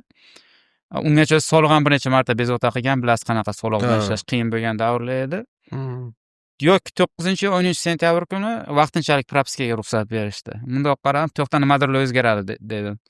O'zi birinchi men boricha aytay, hozirgi prezident mana qilgan reformalarni qancha qo'llab-quvvatlaymiz, qanchalik qiyin reformalar bo'layotganini ko'rib turibmiz. O'sha paytda menda imijlar unaqa yaxshi emasdi bosh vazir sifatida. O'sha paytda shu odam bo'ladi deyishganda menda yana ham pessimizm ketgandi. Bo'lib o'sha eski hammom eski to'st degan. Yo'q, asta-sekinlik bilan o'zgarishlar boshlanib, umid bilan qolganmiz. O'sha ilib qolganmiz. Agar masalan o'sha o'lim bir oydan keyin bo'lsa, men allaqachon Fransiyada bo'lardim katta ehtimol bilan oilam bilan-da. Taqozo kerak. O'shanga o'xshab yoki keyin reformalar bo'lib, yaxshi tomoni o'sha reformalardan keyin o'rtada 1 yil o'tar-o'tmas biznesimizni o'zi ham plyusga chiqib boshladi. Ya'ni plyusga qaysi ma'noda? O'sha biznesdan har oy ro'zg'orga $400-500 pul olib kirib boshladik-da. Ya'ni hech qancha o'tmadi o'shandan boshlab, asta-sekinlik bilan reformalar natijasini berib, internet tezlashgan, plastik karta erkinlashgan, naqd terminal farqi yo'qolgan, odamlar internetdan buyurtma qilib boshlashgan. Va oradan ko'p o'tmasdan bir 2 yil farq bilan Asaxiy Books bilan viloyatdagi do'konlar bilan kattaroq proyektga yetib keldik-da. O'shanga o'xshab ana yaxshi vaqtda tug'ilib, yaxshi vaqtda o'sdik deb o'ylayman-da. Hozir masalan kimdir kelib turib, senga qo'lingga $5 million beraman, $400 yo'qotib tursa, marketplace ochib turib, daromadga olib chiqib bilasanmi, jinnimisan deyman. Hozir masalan $5 million bilan imkonsiz. Hozir O'zbekiston sharoitida marketplace olib chiqib foyda ko'rish. Shunaqa. U davr o'tib ketdi-da endi. Ha, o'sha davr o'tib ketdi. Ya'ni yaxshi tomon o'sha davrga tushganmiz deb o'ylayman. Demak, mana shu hozir yosh tadbirkorlar tomosha qilsa bizni hozir qilayotgan bo'lsa, ko'rayotgan bo'lsa yoki tadbirkorlikda haligi siz birinchi 3 yillikda aytyapsiz-ku, haligi ikkilanib qolib, qiynalib qolib, o'sha holatga bularga nima tavsiya qilgan bo'lardingiz? O'zingizni holatingizdan keyin sherikchilikda nima tarafi yaxshi bo'lgan? G'oyaga ishonilgan. Ya'ni nimalar ro'y bergan? Mana shu g'oyaga ishonish qismi juda muhim. Men aytgan bo'lardim. Bundan ham yomon kontekst bo'lishi mumkin edi. Bizada ham masalan 10 yillab yurib, o'xshamasligi 10 yil umrda ana sarflab o'rishimiz mumkin edi shu loyihaga. Atrofda ko'ramiz-da, 10 yil, 15 yillab bitta ishga umrini sarflaydi, o'xshamaydi. Chunki sabab nima? Yoki zamon emas. Yoki bo'lmasa, yo'q, bu biznes model sifatida o'zini oqlamaydi. Ya'ni baribir sen biznes sifatida birlamchi vazifang daromad qilish, daromad qilmasang sen biznes yurita olmaysan. U biznes tomiri bu, xom bu, pul masalasi. O'shanga biznes modelni ko'rib chiqish kerak. Haqiqatan shu biznes model 5 yilmi, 10 yilmi seni o'sha o'zing xohlagan darajada foydaga olib boradimi degan joyi. Agar foydaga olib bormaydigan bo'lsa, yaxshisi nima qilmagan ma'qul. Endi masalan bizada o'sha kerakli vaqtda kerakli joyda bo'lib qolganimiz, o'zi odatda menga omad nima deyishsa, men aytaman, kerakli vaqtda kerakli joyda tayyor bo'lib yetib borish deyman. Tayyor bo'lib yetib borish ham muhim. Hozir ana uniki undan keyin Louis Pasteurni qanaqa qilib antibiotikni ochganini aytib beraman-da. O'shanga menimcha biznes modelni ko'rib chiqish kerak. Haqiqatan biznes model o'zini oqlaydimi, oqlamaydimi? Bu daromadga olib boradigan biznesmi, olib boradigan biznes emasmi degan narsani baribir ko'rib chiqish kerak. Hozir bizaga o'xshab ishonib qachondir daromadga chiqasan desangiz, agar biznes model haqiqatan unga pul to'lashga tayyor bo'lgan yetarli auditoriya bo'lmasa, baribir o'zini oqlamasligi mumkin-da. O'sha uchun ham kontekstda ko'rgan ma'qul uni. Masalan, yaqinda ham bitta startap deb yaxshi g'oya bilan kelishdi, 1.5 yil oldin. Men aytdim, g'oyang zo'r, men g'oyangni qo'llab-quvvatlayman, yonib turganingni ham qo'llab-quvvatlayman, ilhom ana odamga ilhom beradigan narsa. Masalan, qaysidir holatda o'zimni ko'rdim, masalan, men shunaqa ilhomlanganman. Lekin tushungan, sen aytayotgan g'oyani shunaqa g'oyaki, ertaga korporativ gigantlar programmist bilan 3 kunda kiritadi bu aytayotgan narsani. Bu shunchaki bitta funksiya bo'lib qoladi. Sen shunaqa nimadir topishing kerak-ku, qaysidir bosqichgacha hatto o'sha katta korporativ gigantlar qiziq bo'lmasligi kerak u narsa. Ya'ni men shunga fokus qaratib o'zimni o'g'ra qilganim arzimaydi deb turib nima qilsang bo'ladi, lekin sen aytayotgan narsa bu nima emas deb turib tushuntirganman-da. O'shanga o'xshab baribir biznes modelni ko'rib chiqish kerak. Bunga ko'proq tajribaliroq odam sifatida aytaman. Masalan, 5 yil, 6 yil oldin so'rasa, orzuyingga eshok gazini bos deyishim mumkin edi. Lekin hozir tajribadan kelib chiqib aytaman, yo'q, biznes modelni baribir qanchalik muvaffaqiyatli chiqish ehtimoli bor, qanchalik bozorda talab bor. Yoki bo'lmasa bizga o'xshagan, bizga yaqin mamlakatlarda mentalitet jihatdan, iqtisodiyot jihatdan qanchalik o'zini oqlagan degan savollarni qo'ygan yaxshi menimcha. Ular ko'proq fikr shakllanadi o'shanda. Yaxshi. Xo'p, biznesda nimasini haligi savol qo'yilgan savol. Hozir ham yaqinda ham mana bu kafedagi taqdimotda ham aytdingiz, o'sha Playing to Win o'sha kitobdan kelib chiqib strategiyamizni qurdik, nima qildik. Sizni ko'rishingizda mana korxonangiz va bu iqtisodiyotimizdan birga-ku endi 16-yildan buyog'iga jiddiy o'zgarishlar ro'y berdi. Reformalar va liberalizatsiya juda jiddiy o'zgarishlar ro'y berdi. Mana hamma sohada avj olishni boshladi. Ya'ni tadbirkorlikka qarash o'zgardi, sharoitlar o'zgardi, raqobat paydo bo'ldi, konsalting paydo bo'ldi, mana podkastlar, kontent chiqishni boshladi masalan. Xo'p, o'zingizni mana shu nimada qarashingizda 20 yildan keyin Asaxiy qayerda? U qanaqa ko'ryapsiz buni? Korxona bilan bu mavzuni gaplashganmisizlar, shakllantirganmisizlar? Mana yangi strategiyani qabul qilish jarayonida shu narsa bo'ldi. O'zi nima uchun yangi strategiya kerak degan fikrga keldik. bitta narsasi bor, anavi Alkimyogar kitobini o'qigan bo'lsa, bitta odam bor, obraz bor, savdogar obrazi agar adashmasam, hajga bormaydi. Puli hamma narsasi yetarli, hajga bormaydi. Nima uchun hajga bormaysan desa, shu bitta orzuyim bor, o'shanga erishib qo'ysam hozir keyinchi deydi-da. To'xtaydi. Bizada nima bo'lib qoldi? Qaysidir bosqichga kelib turib, keyinchi degan nuqtaga yetib kelib qoldi. Ya'ni masalan, biznes ochganda orzular bo'lgan. Endi baribir eng avvalo moddiyatdan kelasiz. Toshkentda uyim bo'lsa, yetarli bo'lsa pulim, dunyoni ko'rsam, bolam masalan yaxshi maktabga borsa degan, bu birinchisi mana bu odamning shaxsiy o'zini, bu ko'proq orzudan ham ko'ra u erkak kishi sifatida yelkaga ko'taradigan vazifada, oboqib qo'yiladigan joyi. Qaysidir etapga kelib, shunchaki o'sha daromadimiz boshqa narsa bilan bu narsa bilan o'tib ketdik-da, bu narsa o'ylamaydigan darajaga kelib qoldi. Ya'ni o'ylash uchun hozir masalan eng ko'p qilishimiz mumkin bo'lgan narsa pulimizdan ko'ra ko'proq vaqtimiz birga o'tkazadigan. O'sha qiymatliroq hozir. Hozir qiymatliroq, ha. Ikkinchisi, biznesda ham masalan birinchi boshlagan paytda bir loshqa daromadga kiritib olaylik, shundan pul topaylik. Ikkinchi bosqichda daromad oshib bordi, lekin biznes vaqtimizni ko'p yeb qo'yapti. Qanaqadir qilib tizimlashtiraylik. Qanchadir tizimlashtirildi, jamoa o'zi ishlab boshladi, boshqa bo'ldi, biznes o'sdi, foydasi bor, nimasi bor. Qaysidir etapga kelib, masalan, topayotgan foydamiz, masalan, biznesdan yechib olsak ham, yechib olmasak ham, 100 millionlarda, milliardlarda raqamlar ko'rinib boshlagan masalan nima bo'lib turib, keyin biznesda o'zini ham qaraymiz, rivojlanib keldik-ku, qaysidir etapda bozorda uzum paydo bo'ldi. Mana hayot sokin kelib turganda birdan anavda uzum paydo bo'ldi. Uzum paydo bo'lgandan keyin qora oqqush deydi-da. Qora oqqush desa ham bo'ladi. Uzum paydo bo'ldi. Uzum paydo bo'lgandan keyin bu nima bo'ldi bizga? Birinchi shok bo'ldi bu. Butun jamoa uchun, hamma uchun, men o'zim uchun ham birinchi nima bo'ldi? Hozir hammamizni sindirishadi, bozorda egallashadi, bo'ldik, bankrot bo'ldik, dabdala bo'ldik degan hissiyot bo'ldi birinchi. Bunda qarab turdik-da, qani bular nima qilayotgan deb turib, ma'lumotlar chiqadi, Wildberriesdan komanda kelibdi, Ozondan komanda kelibdi, xitoyliklar yurgan ekan, boshqa qilar ekan. Ichkarida xalqaro tajribali deyarli anavi nima yo'q. Haqiqatdan birinchi 3 oy, mana Asahi ochilgandan beri birinchi marta 2022-yilda birinchi 3 oy savdo pasaygan. Ta'sir qildi ya'ni. Ta'sir qildi. Savdo pasaydi, savdo pasayish pastga qarab ketdi. 3 oydan keyin Asahida hech qachon bo'lmagan o'sish boshlandi. Hatto karantinda bo'lmagan o'sish ham boshlandi. Ya'ni nima? Buyurtma to'xtovsiz o'sib boshladi. Ya'ni bu uzumni ta'siri. Odamlar qidirdi uzumni, ko'rdi, katta bitta auditoriyaga madaniyatni olib kirdi. Qaysidir bosqichda ular parallel qidira boshladi. Google'dan qidirdi, kimdir yo yana kim bor ekan deyishdi, kimdir masalan o'zimiznikini qo'llab-quvvatlaylik deyishdi, boshqa deyishdi. O'sish, shundoq ham o'sib turibmiz va o'sha strategiyaga olib kelgan narsalardan bittasi quvuvchi bo'lib qolganimiz. Ya'ni biz faqat quvamiz, uzum nimadir qiladi, o'shani kiritamiz, o'zimiz nimadir o'zimizga moslab integratsiya qilishimiz mumkin, jarayonlarni kayzen bo'yicha nimadirlarni yaxshilashimiz mumkin. Baribir quvuvchida biz shu uzumga qarab faqat reaksiya beradigan biznes bo'lib qoldik-da. Lekin biznes o'sishda davom etib turibdi, o'sish to'xtagani yo'q, jamoa kattalashib turibdi, jamoa kattalashgan yangi muammolar yaratib turibdi.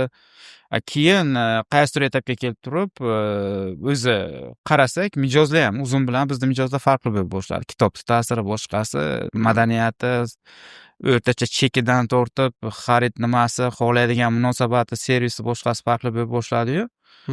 Keyin yana o'sha savolga qaytildi. Ya'ni ana orzusi qolmagan odam bo'lib qolgan. Unda daromadga chiqqanmiz emasmi? Yo'q, to'xta, o'zi biz kim biza? Kompaniya sifatida qayoqdadir yozib qo'ygan missiyalar bor edi. O'zi biz nima xohlaymiz, kelajakda nimaga olib boramiz degandan keyin turib, to'xta, xohishimiz aniq. Biz demak odamlarning dunyoqarashini o'zgartiradigan, hayotini osonlashtiradigan, yaxshi kelajakka undaydigan kompaniya biz. O'zi shunaqa, imijimiz ham shunaqa aslida, o'zi jamiyatda undab qarasa. Men shunaqa deb bilaman Arolda Asahida imijini. Lekin shunga munosib bo'lish uchun biz qaytadan ko'rib chiqishimiz kerak. Biz o'zimiz yo'ldan ketishimiz kerak. Qachongacha reaksiya qilib yuramiz uzumga degan. O'rtada Yandex paydo bo'ldi, Wildberries jonlarni Temu bozoridan o'zgartirib tashladi, boshqa qildi.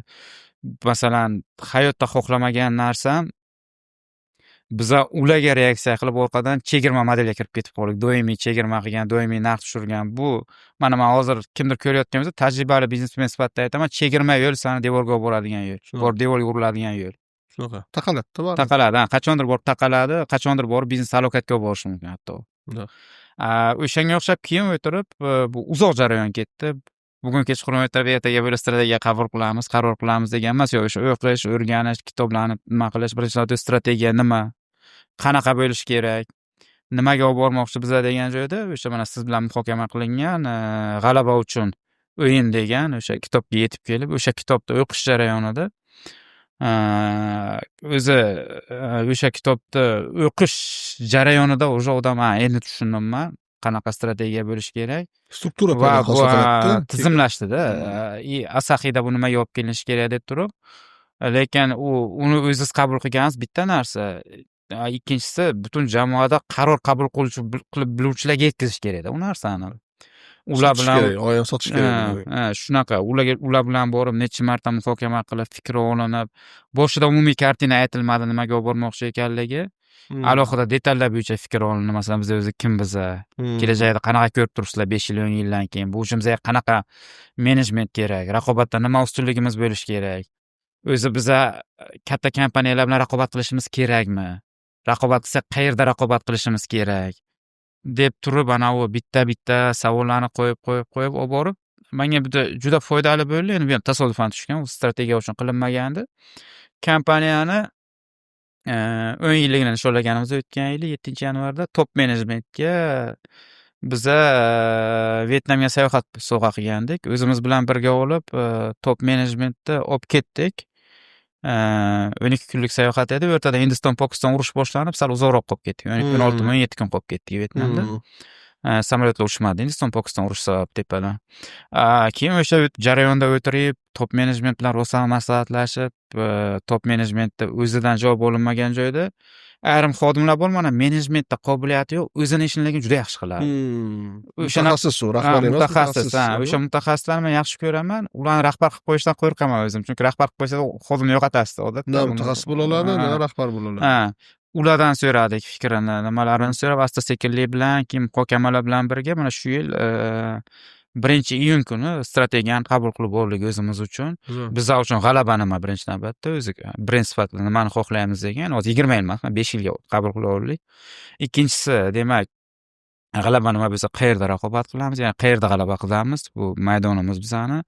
Qolgan o'sha detallar bo'yicha bitta kelishib, hozir o'sha amalga oshirish jarayonida biza to'g'ri og'ir bo'lib turibdi, men yengil bo'lib turibdi deb qanaqadir illyuziya yasamoqchi emasman, aqlliman deb turib, jamoada top menejmentda ishdan bo'shashlar bo'ldi, qabul qilish olmay, bu yo'ling xato sanalib bankrot qiladi deb ketib o'rganlar bo'ldi.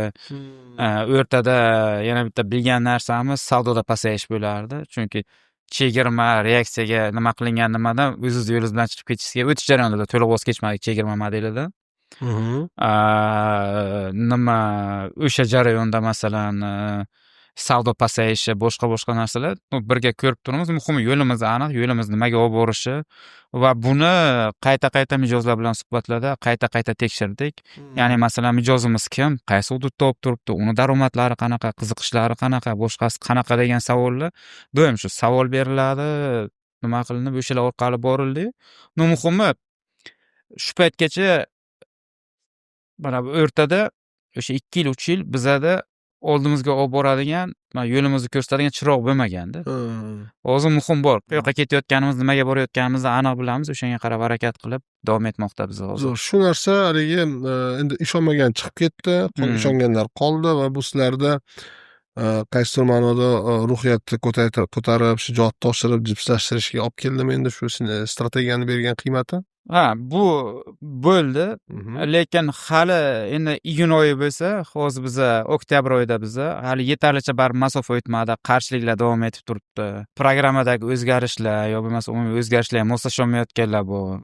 Mas'uliyat oshgani ham moslasholmayotganlar bor. Baribir anavi afsuski ketishlar davom etadi hali, baribir anavi 4 yil juda kichik muddat. Baribir 1 yil, 1,5 yil rakursda yana ham aniqroq ochiladi. Va masalan ayrim narsalar o'ylaganimizdan tezroq ham bo'ldi, ayrim narsalar o'ylaganimizdan ancha sekin bo'lib turibdi. Lekin maqsad nima? Har oy o'tirib qayta muhokama qilib, nima yo'xshadi, nima yo'xshamadi, korrektirovka berish juda muhim. Strategiyani o'zida ham baribir nimadir o'zgarishlar bo'lib, kichik o'zgarishlar, masalan, g'alaba uchun nima ko'nikmalar kerak degan joyda, masalan, bizaga qaysidir ko'nikmalarimizni xato hisoblashimiz mumkin. Qaysidir ko'nikmalar haqiqatdan kerakdir, qaysidir umuman kerak emasdir, masalan. O'shanga o'xshab korrektirovka berib boriladi. Muhimi hozir masalan top menejment qabul qilib, aniq chiroq bo'lgandan keyin bularni qaror sifati ancha yaxshilandi. Bularni qaror berishda siz borib masalan har bitta menejerda, top menejerda qaror berishini siz borib qaror bermaysiz, uni o'rniga to'liq. Hozir endi ular qaror berishida yo'nalish oladigan joyi bor-da, strategiyani maqsad. Ongli qaror paydo bo'ldi. Ongli qaror paydo bo'ldi. Bu yaxshi tomonlari. O'shanga o'xshab nima? Yana keyin masalan missiyani o'zi tiniqlashib qoldi. Masalan, oldin missiya nima desa, bu qanaqa tokchaga qo'yib qo'yilgan vazaga o'xshardi-da. Shoirona narsa. Xuddi shunaqa. Yo masalan, o'zi oldindan missiya nima edi? Odamlarning dunyoqarashini o'zgartirish, hayotini osonlashtirish, yaxshi kelajakka undash. Bu boshdan bosh shunaqa bo'lgan. Masalan, qilgan ishlarimiz, kitob, shuncha innovatsion ishlarimiz, masalan, onlayn murobaha qilganimiz, boshqamiz, bular hammasi to'g'ri kelgan missiyaga. Bunga qanaqa qilib erishasan deb, tez, qulayroq, arzonroq qilib erishamiz. Degan narsa bo'lgan. Nima qilib turib, missiya tiniqlashgani qaysi ma'noda bo'ldiki, mana bu missiyang o'zi nima desa, biz o'zi nima sotamiz degan joyga qarab keldik. Mayli, missiyang ana, biz nima sotamiz degan joyda oxirida xulosa keldi, biz o'zgarish sotamiz. Ya'ni biz berayotgan xizmat, biz qilayotgan ishlar o'zgartiradi jamiyatni. Transformatsiya sotamiz. Transformatsiya sotamiz. Odamlarni, jamiyatni o'zgartiramiz. Va nima bo'ldi? Oxirida nima bo'ldi? Bizlar uchun g'alaba nima degan joyda? Bizlar uchun g'alaba bu aqlli insonlar tanlaydigan brendga aylanish. Aqlli insonlarni birinchi raqamli tanlovga aylanish. Ya'ni o'sha mana missiya bizani o'zgarish sotasan, o'zgarish orqali kim o'zgaradi? Aqlli inson o'zgaradi, demak aqlli insonlarni tanlovi degan narsaga olib keldi. Va ularni qalbini qozonish va tanlov nimasiga, sadoqatini qozonish ularni. Xuddi shunaqa. Va oxirida nima bo'ldi? O'sha mana auditoriyani baholaganimizda bu aniq analizlar bilan chiqib keldik. Auditoriyamiz ham shunaqa auditoriya ekan. Kim? Ko'p auditoriyaning juda katta qismi Asahiydan birinchi xarid kitob bo'lgan. Ya'ni 1 marta, 2 marta, 3 marta kitob sotib olganki, to'xta, kitobni yetkazib berib turibdi. Demak, bular telefonni ham yetkazadi ertaga, muzlatgichni ham yetkazadi, boshqa narsani ham yetkazadi degan ishonch bo'lganda, keyin tushundik, yo bizning auditoriya bu smart auditoriya. Bu ziyoli qatlam va bu ziyoli bo'lishga intilayotgan qatlam bu bizning qatlam. Va mana shundan mana shakllandi haqiqiy strategiya. Zo'r. Firuzbek, endi mana sizlar Asahi endi baribir elektron tijorat, internet, texnologiya, zamonaviy bir biznes sohasidasizlar. Endi hozir shu kunda dolzarb mavzu sun'iy intellekt bo'lib turibdi. AI hammaning nimasida. Va buni nima deydi, haligi katta davlatlar, bu Amerika Qo'shma Shtatlari bo'lsin, Xitoy bo'lsin, bular haligi peshqadamlik qilib juda jiddiy investitsiyalar qilinyapti-da endi. Venture kapitalistlar bo'lsin, fondlar bo'lsin, qayerda AI ishlatilgan bo'lsa, hamma fikri shu yerda. Sizningcha bu mana biznes olamida, mana sizlarning bizneslaring yoki umuman bizneslarda, balki jamiyatda, hayotida ham qanaqa ta'sir o'tkazadi? Chunki bugun ko'pchilikda bu savol. Ko'pchilik murojaat qilib turganda. Oddiy ChatGPTdan ko'p narsani olib, o'zimizni bolalarimizdan bir narsa aytsa, ChatGPTda qilib kelishyapti-da. Sizning qarashingiz qanaqa bu sun'iy intellektning bizneslarga, sizning biznesingizga, mani biznesimga yoki umuman O'zbekiston iqtisodiyoti va dunyo iqtisodiyoti, dunyo biznesiga qanaqa ta'sir qiladi? Fikringiz qanaqa sizda?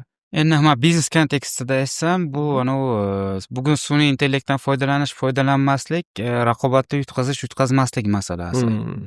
Chunki sun'iy intellektning generativ imkoniyatlari bir necha barobarga oshiradi kompaniyaning imkoniyatlarini, samaradorlikni oshiradi, yangi yechimlarni kiritishni osonlashtiradi, uni arzon qilib beradi. O'sha uchun sun'iy intellekt kerak, bugun sun'iy intellektni ishlatish kerak, sohasidan qat'iy nazar.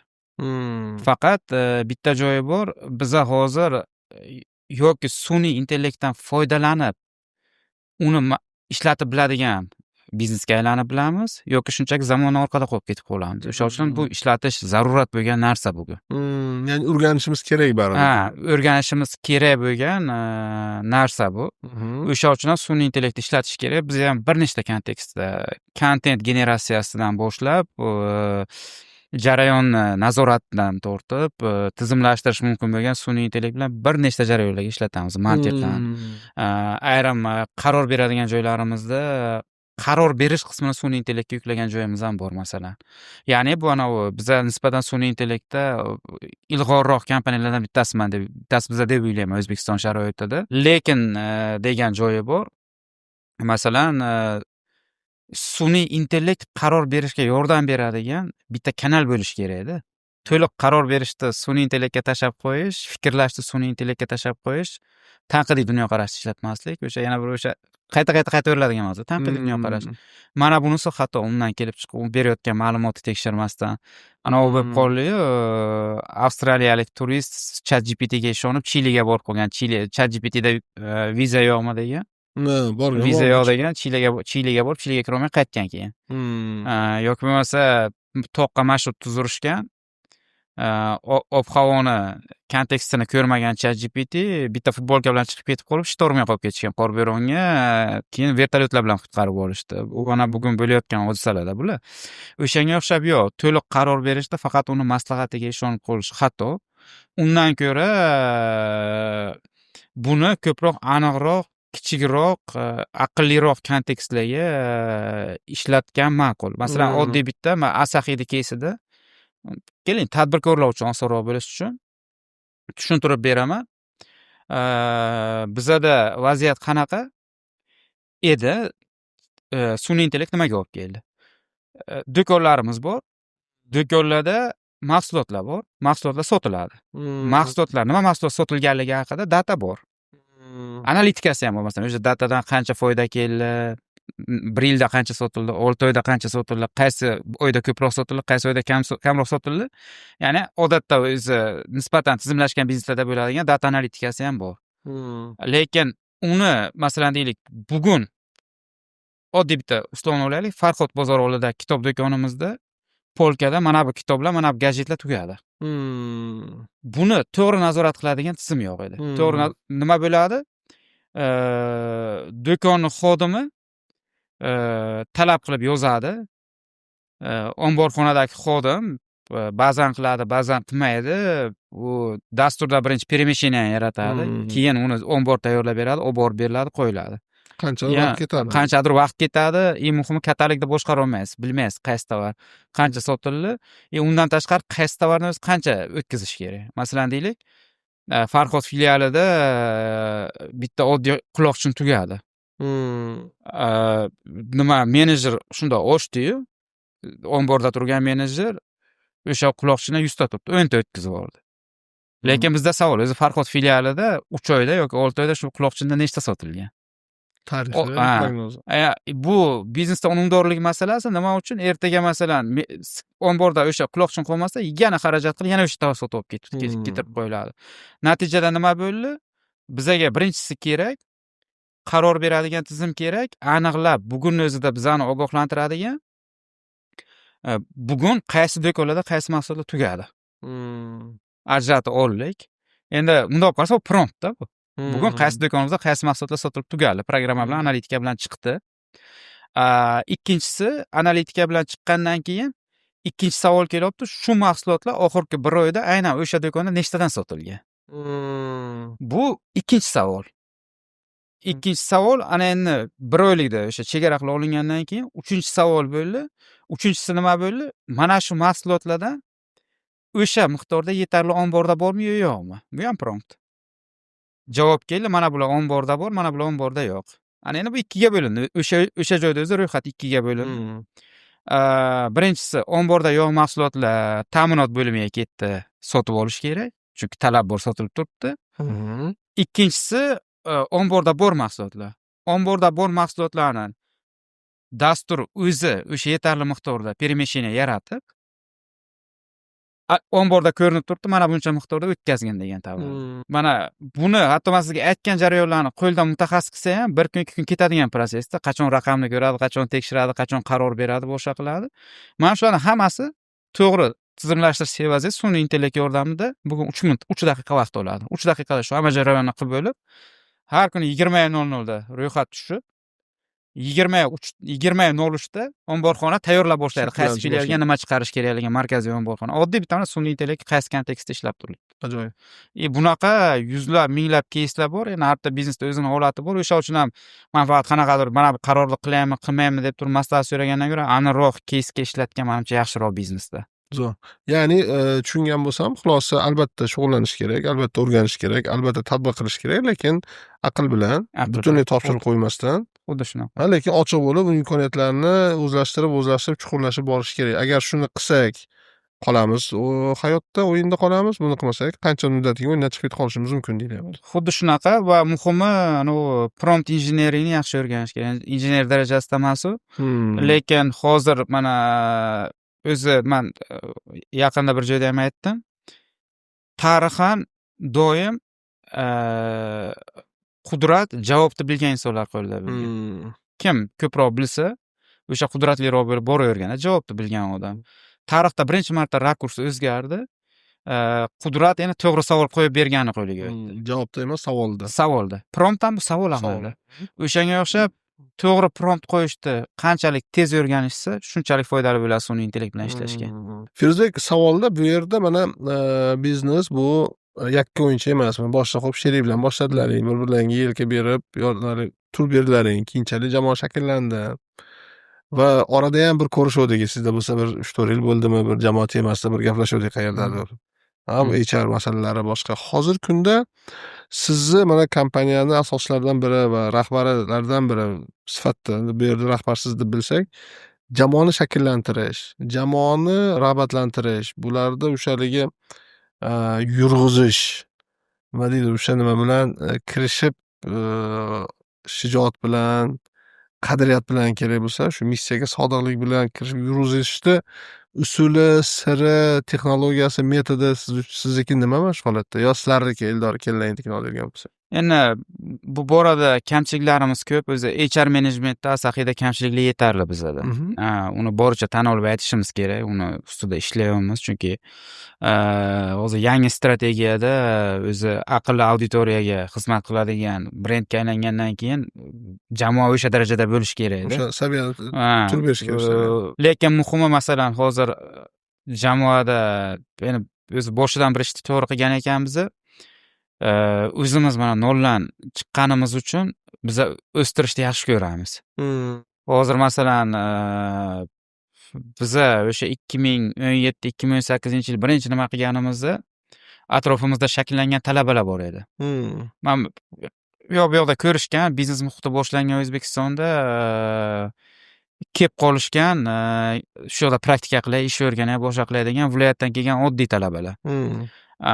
Ular kelib qolib asta-sekinlik bilan o'rganib, o'sib bizlar bilan birga o'sishgan, o'sha birinchi avlod talabalarda. Va ular masalan to'g'ri ular qanaqadir professional kadr bo'lmagan, lekin asta-sekinlik bilan xatolardan o'tib murakkab detallar kontekst bilan ko'radigan bo'lib o'sishganda u talabalar. Qaysidir etapga o'zimiz bera olmagan joyga kurslarga jo'natgan, bizlar boshqa qilganmiz, o'zimiz bilan o'sgan kadrlar, o'sha uchun ham yaxshi ko'ramiz, doim noldan olib o'stirgan va bizani kontekstda bu o'zini to'liq oqlagan. Qaysi ma'noda?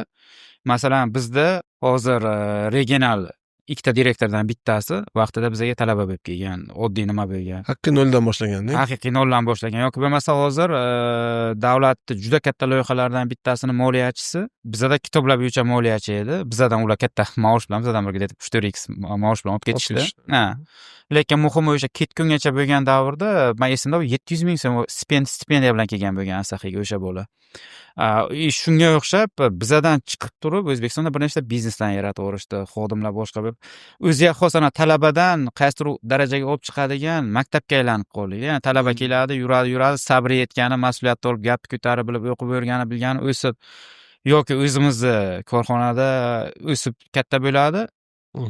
Yoki qaysidir etapda masalan yo men qadriyatim to'g'ri kelmadi yo boshqa narsa xohlab turman chiqib ketadi, lekin o'shangacha bizlar uchun ham qiymat yaratib, o'zi uchun ham kelajak uchun nimadir yaratib ketadi. Lekin masalan hozir aytadigan narsamiz baribir o'zbekchilikda minimum talabni hech kim nima qilgani yo'q. Sen shu kompaniyaga kelib ishladingmi, shuni qilganki masalan shu yoqda 5, 7 yo 10 yil qoladigan bo'lsang, kamida turmushga chiqib yo uylanib birlamchitalar. Ikkinchisi kamida uyingni qilgan bo'lishing kerak, kamida mashinangni. Agar 7 yil 10 yil umring o'tsa shu narsani qilmagan bo'lsang, foydasi. Uchinchisi, sen mana shu yerda 7 yil 10 yil 15 yil ishlasang, mana shu sohada O'zbekistonda eng zo'r bitta mutaxassislardan bittasi men deb turib harakat qilmasang, foydasiz. O'sha uchun ham shu narsaga qarab harakat qil degan narsani beramiz. Hozir operatsion direktorimiz, masalan, Mirodil ismli yigit, Umuman vodiydan kelib o'qishga topshirib, o'qishga kirmasdan qishloqqa qaytib ketib nima ham qilaman deb turib, OLXdan o'sha Torguzdan bizga ish topib skladga o'sha paytda kitob do'koni skladda ishga kelgan bola. Hozir man oradan 6 yil o'tib, operatsion direktor butun boshlab, bosh marketolog ham kelgan payt talaba bo'lgan. Hozir man yangi strategiya bo'yicha bosh marketolog emas, marketing, content management, sotuv bo'limini birlashtirib, mijozlar bilan aloqalar bo'limi departament qilib, departament rahbari o'zi masalan bu juda muhim nima bizlar uchun. Hozir ham masalan top menejmentni 70% atrofi bu o'zimiz o'stirib chiqqan kadrlar o'rtada. Shunaqa qilib turib, keyin doim sadoqatni baholaganmiz. Sadoqatni qanaqa baholaganmiz? Har yili masalan inflyatsiya darajasidan ortiqroq qilib maosh oshiramiz. Natijada masalan shunaqa xodimlar bor. Kuryer bo'lib ishlab turib yoki bo'lmasa oddiy mashinada oddiy usta bo'lib ishlab turib ham masalan $1000 maosh olayotgan xodimlar bor. Ular chunki 10 yil umrini berib qo'ygan ular sahiga shakllanib borgan asta-sekinlik bilan nima qilib turib. Mana shunaqa narsalar bor. Ya'ni o'stirishni yaxshi ko'ramiz. Keyin yana biroz bizga qiyin bo'lgani o'sha tashqaridan professional mutaxassis olib kelganda masalan oddiy bitta narsa programmistlarning kasalligi deyishadi. Aslida hamma sohada bor kasallik bu. Masalan, e'tibor bergan bo'lsangiz, qaysi programmist bitta ish qilib ketsa, orqasidan boshqa bitta programmist olib kelsa, noldan yozish kerak deydi. Hamma narsa dabdala noldan yozish kerak deydi. Tashqaridan masalan qaysidir bo'limlarga professional kadrlar olib kelganda moslashish olmagan. Bizning o'zimizga shakllangan, o'zimizga xos uslubimiz bor, unikal nima bor. To'g'ri, siz global fundamental tizimlashtirasiz, lekin tizimlashtirganingizda ham baribir o'zingizga xosligingiz qoladi. Hamma biznes bilan bir xil bo'lsangiz, nima o'zingizga xosliging bor degan savol bor. O'shanaqa joylarga moslasha olmay nima qilmagan holatlar juda ko'p bo'ldi. Top menejmentda ayniqsa ishga olinganda. Keyin hozir masalan top menejmentga ishga olsak, birinchi so'rayotgan narsalardan nimasi bittasi bo'lib turibdi. Iltimos birinchi 5 oy 6 oy o'zgartirishga harakat qilmaginsa. Birinchi 5 oy 6 oy moslashgan, kontekstni ko'rgan murakkabliklarni, bu yoqda kuchlar balansi bor. Siyosiy masalalar. Va o'shalarni ko'rgani tushunib olib, keyin iltimos o'zgarish qilgan deb turib. Chunki sen mana o'zgarish qilasan, sen bitta mana bu atrofni ko'rasan, muammo tomon u nariga burchakdan urib chiqadi bizga biznes kattalashgani uchun deb turib, mana bu tomonlari bor. O'shanga oxirgi paytda ko'proq to'xtayotgan narsamiz o'sha sizlarni konsalting xizmatiga o'xshagan. Yaxshisi birorta yaxshi konsultantni vaqtini sotib olish. Oyiga masalan 14 soatmi yoki 20 soat vaqtini sotib olib, u tashqaridan mutaxassis sifatida kelib, ko'rib, o'rganib, tavsiyalar beradi. Mana bu joyini optimizatsiya qilgan, mana bu joyini yaxshilagan, nima qilgan deb turib, o'shanga ko'proq o'zimizdan chiqadiganlarga ko'proq ishonch bildiramiz. O'zimiz o'stirishga harakat qilamiz doim. Zo'r. Bu endi yangi haligi nimani tashqaridagi HR brendi shakllantirishiga, keyin kelgan odamlarda o'shanga intilishiga, sadoqatli bo'lib qolishiga uzoq muddat baribir qanchadir 10,000 soat qoidasi yo'q emas-da baribir. Shunaqa. Usta bo'lishligi uchun qanchadir vaqt u joyda ishlash kerak-ku, daraxtda ko'chada bir joyda yaxshi ko'karadi deganda. Lekin baribir ba'zi holatlarda mana tashqaridan olishga majburmiz-da endi korxonalar. Shunaqa. Keyin o'ziga xos yo'nalishlar bor. Siz masalan bizani sohani kelib chiqadigan bo'lsak, siz yurist tarbiyalay olmaysiz. Siz yuristikator emassiz chunki. Shunaqa. Yoki bo'lmasa masalan siz buxgalter tarbiyalay olmaysiz. O'qishiga yordam berishingiz mumkin, lekin baribir sohani fundamental bilimlarini nima qilib yoki bo'lmasa masalan deylik meditsina sohasida biznes qilayotgan odam vrach tarbiyalamaydi-da. O'shanga o'xshab soha bor, u sohada yo'q mutaxassis o'sha professional mutaxassis olib kelib o'sha qo'yiladi, o'sha o'zini ishini qiladi. U holatda yaxshi mutaxassisni eshitgan eng to'g'ri qaror strategiyadan kelib chiqib turib. Ana o'shalarni olishda mana 2003-yili MBA programma tugatganimdan beri jamoa shakllantirish bilan bandman-da. O'sha Amerika bozorida boshlangan, birinchi o'sha konsaltingim. O'sha yerda top menejmentda komandaga odam olishni boshlangan, suhbat jarayoni boshlanib, o'sha bilan hayotim shu bilan, chunki strategiyani amalga oshirish uchun jamoa kerak. Shunaqa. Va jamoa shakllantirishda misol shuncha yil tajriba bilan hali ham xato qilaman, chunki inson faktori, inson psixologiyasi, inson nimasi murakkab ekanda, endi bitta-ikkita suhbat bilan chiqarib bo'lmas ekan insonni, maskalarni hech bo'lmas ekan. Lekin o'sha bilan ham qanaqadir shablonlar bor, o'sha tajriba bilan orttirilgan bir intuitsiya deymizmi, hissiyotlar bor, qarab baho berishlar borligi, badan tiliga deylik, o'zini tutumlariga, o'tgan tarixdan olgan tajribasidan bo'lgan holat keyslarga qaraymiz. Va unga qaraganda masalan bizning qarashimizda jamoada oldin shu qadriyatli bo'lsin, ya'ni qadriyatli deganda integrity so'zi bor inglizda, ya'ni to'g'ri bo'lsin, chestly bo'lsin bu odam. Keyin ikkinchisi shijoatli, kirishimli bo'lsin. Ya'ni quvvati bo'lsin, shaxsiylik quvvati, energiyasi bo'lsin va salohiyati bo'lsin. Ya'ni ko'nikmalari ham bo'lsin. Degan endi ideal kandidatning nimasi shu. Lekin ketma-ketlikda birinchi hammamizga ham qadriyatli bo'lishi kerak. Ya'ni bir xolis niyat bilan ishlaydigan, bir tuzgun, to'g'ri inson bo'lishi kerak. Keyingisida o'ti bo'lishi kerak va ko'nikmasi ham bo'lishi kerak. Endi qaysisi tur bo'lmasa, masalan, ko'nikma bo'lmasa o'rganib oladi. Qanchadir bo'lsa, moyilligi bo'lsa, shijoati bo'lsa, xohishi bo'lsa o'rganadi degan nimamiz borda balans. Chunki bizni bozorda, O'zbekiston bozorida bugungi kunda endi hozir qizib ketdi. Aytaylik, o'zingiz ham boshida aytdingiz, kadr oltinga teng, balki qimmatdir. Oltindan ham qimmatdir balkida. Mana shu holatda taklif hali yetarli emas, talab ko'p.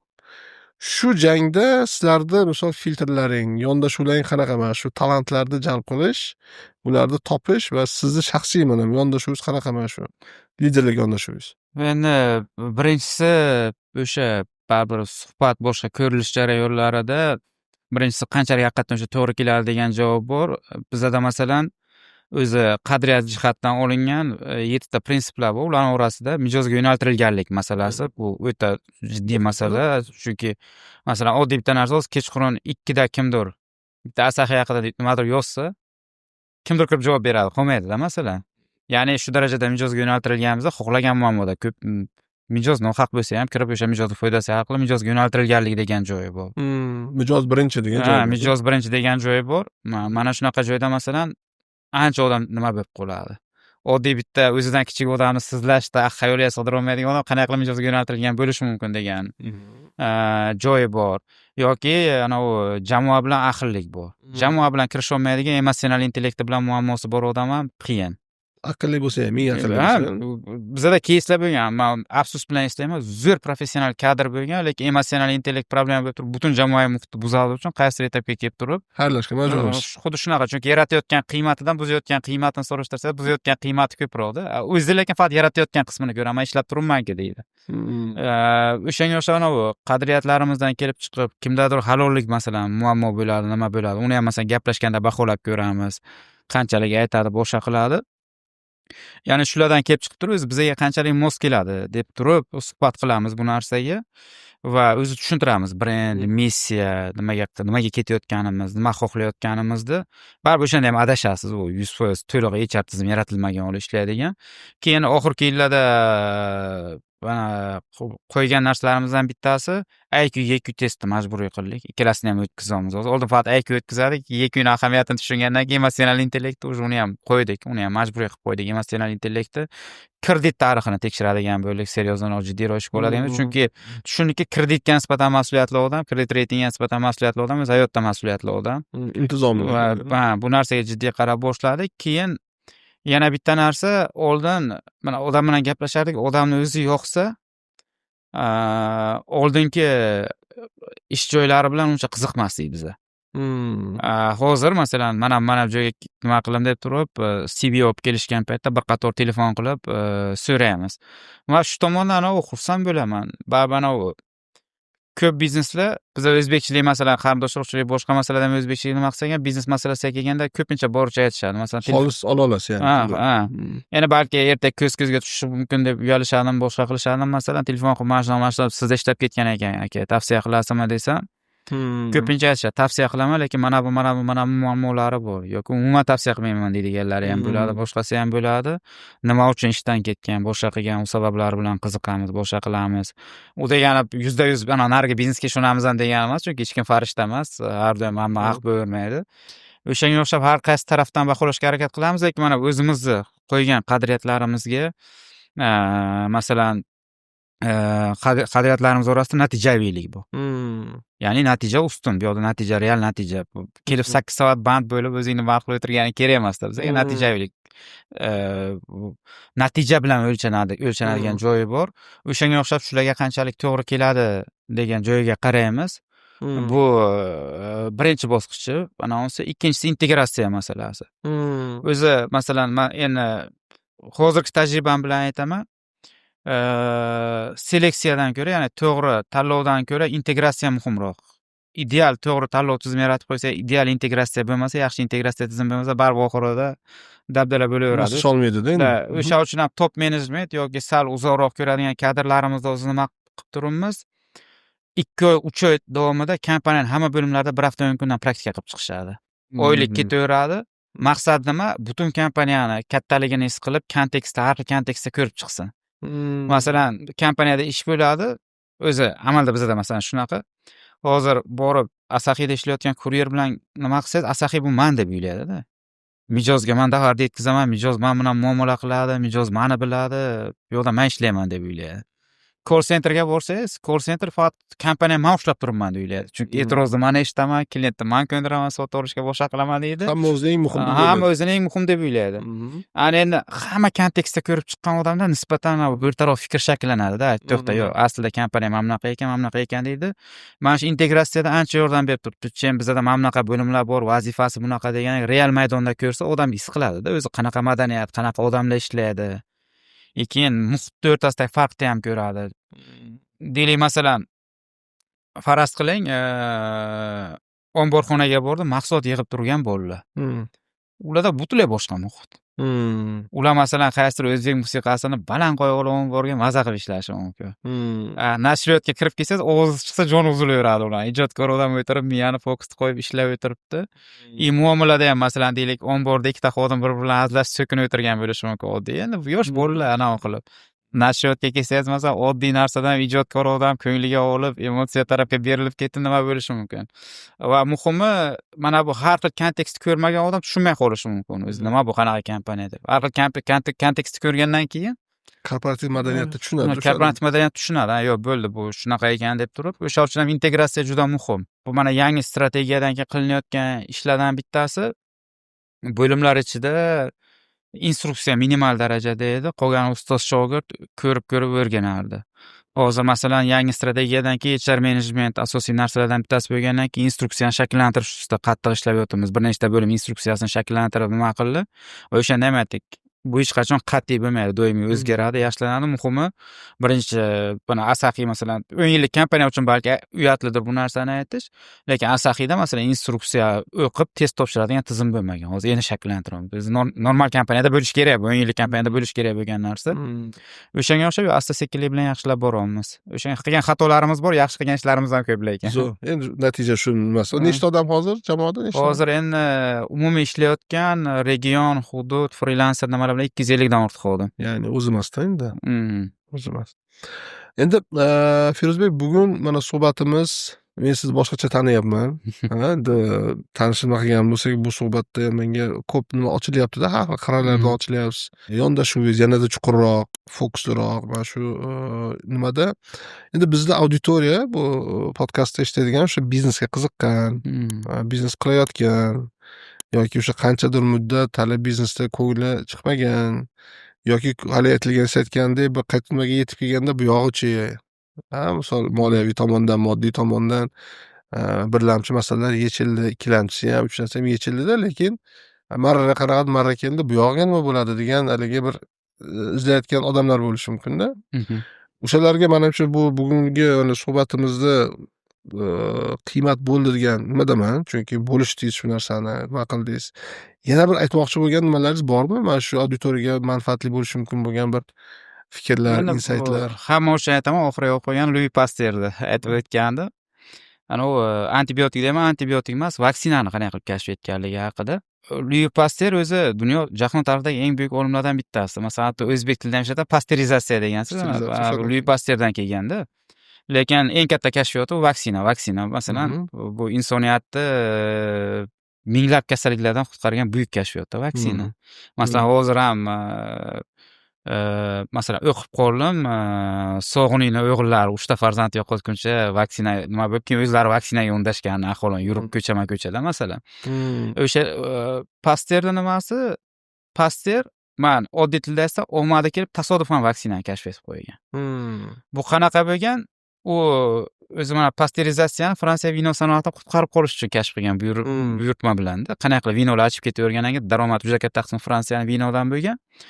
Ikkinchisi, o'sha paytda mana bu parranda grippi kelgan Fransiyaga. U paytda endi Pasteur davrida qishloq xo'jaligi bu iqtisodiyotda asosida, yuragida asosiy qiymat yaratadigan. Keyin Pasteurga buyurtma qilishgan shuni davosini topish masalasini. U izlangan davosini topolmagan. Ajratib oladi grippni o'zini yangi parrandalarga o'tkazadi, ular o'ladi. Yangi parrandalarga o'tkazadi, ular o'ladi.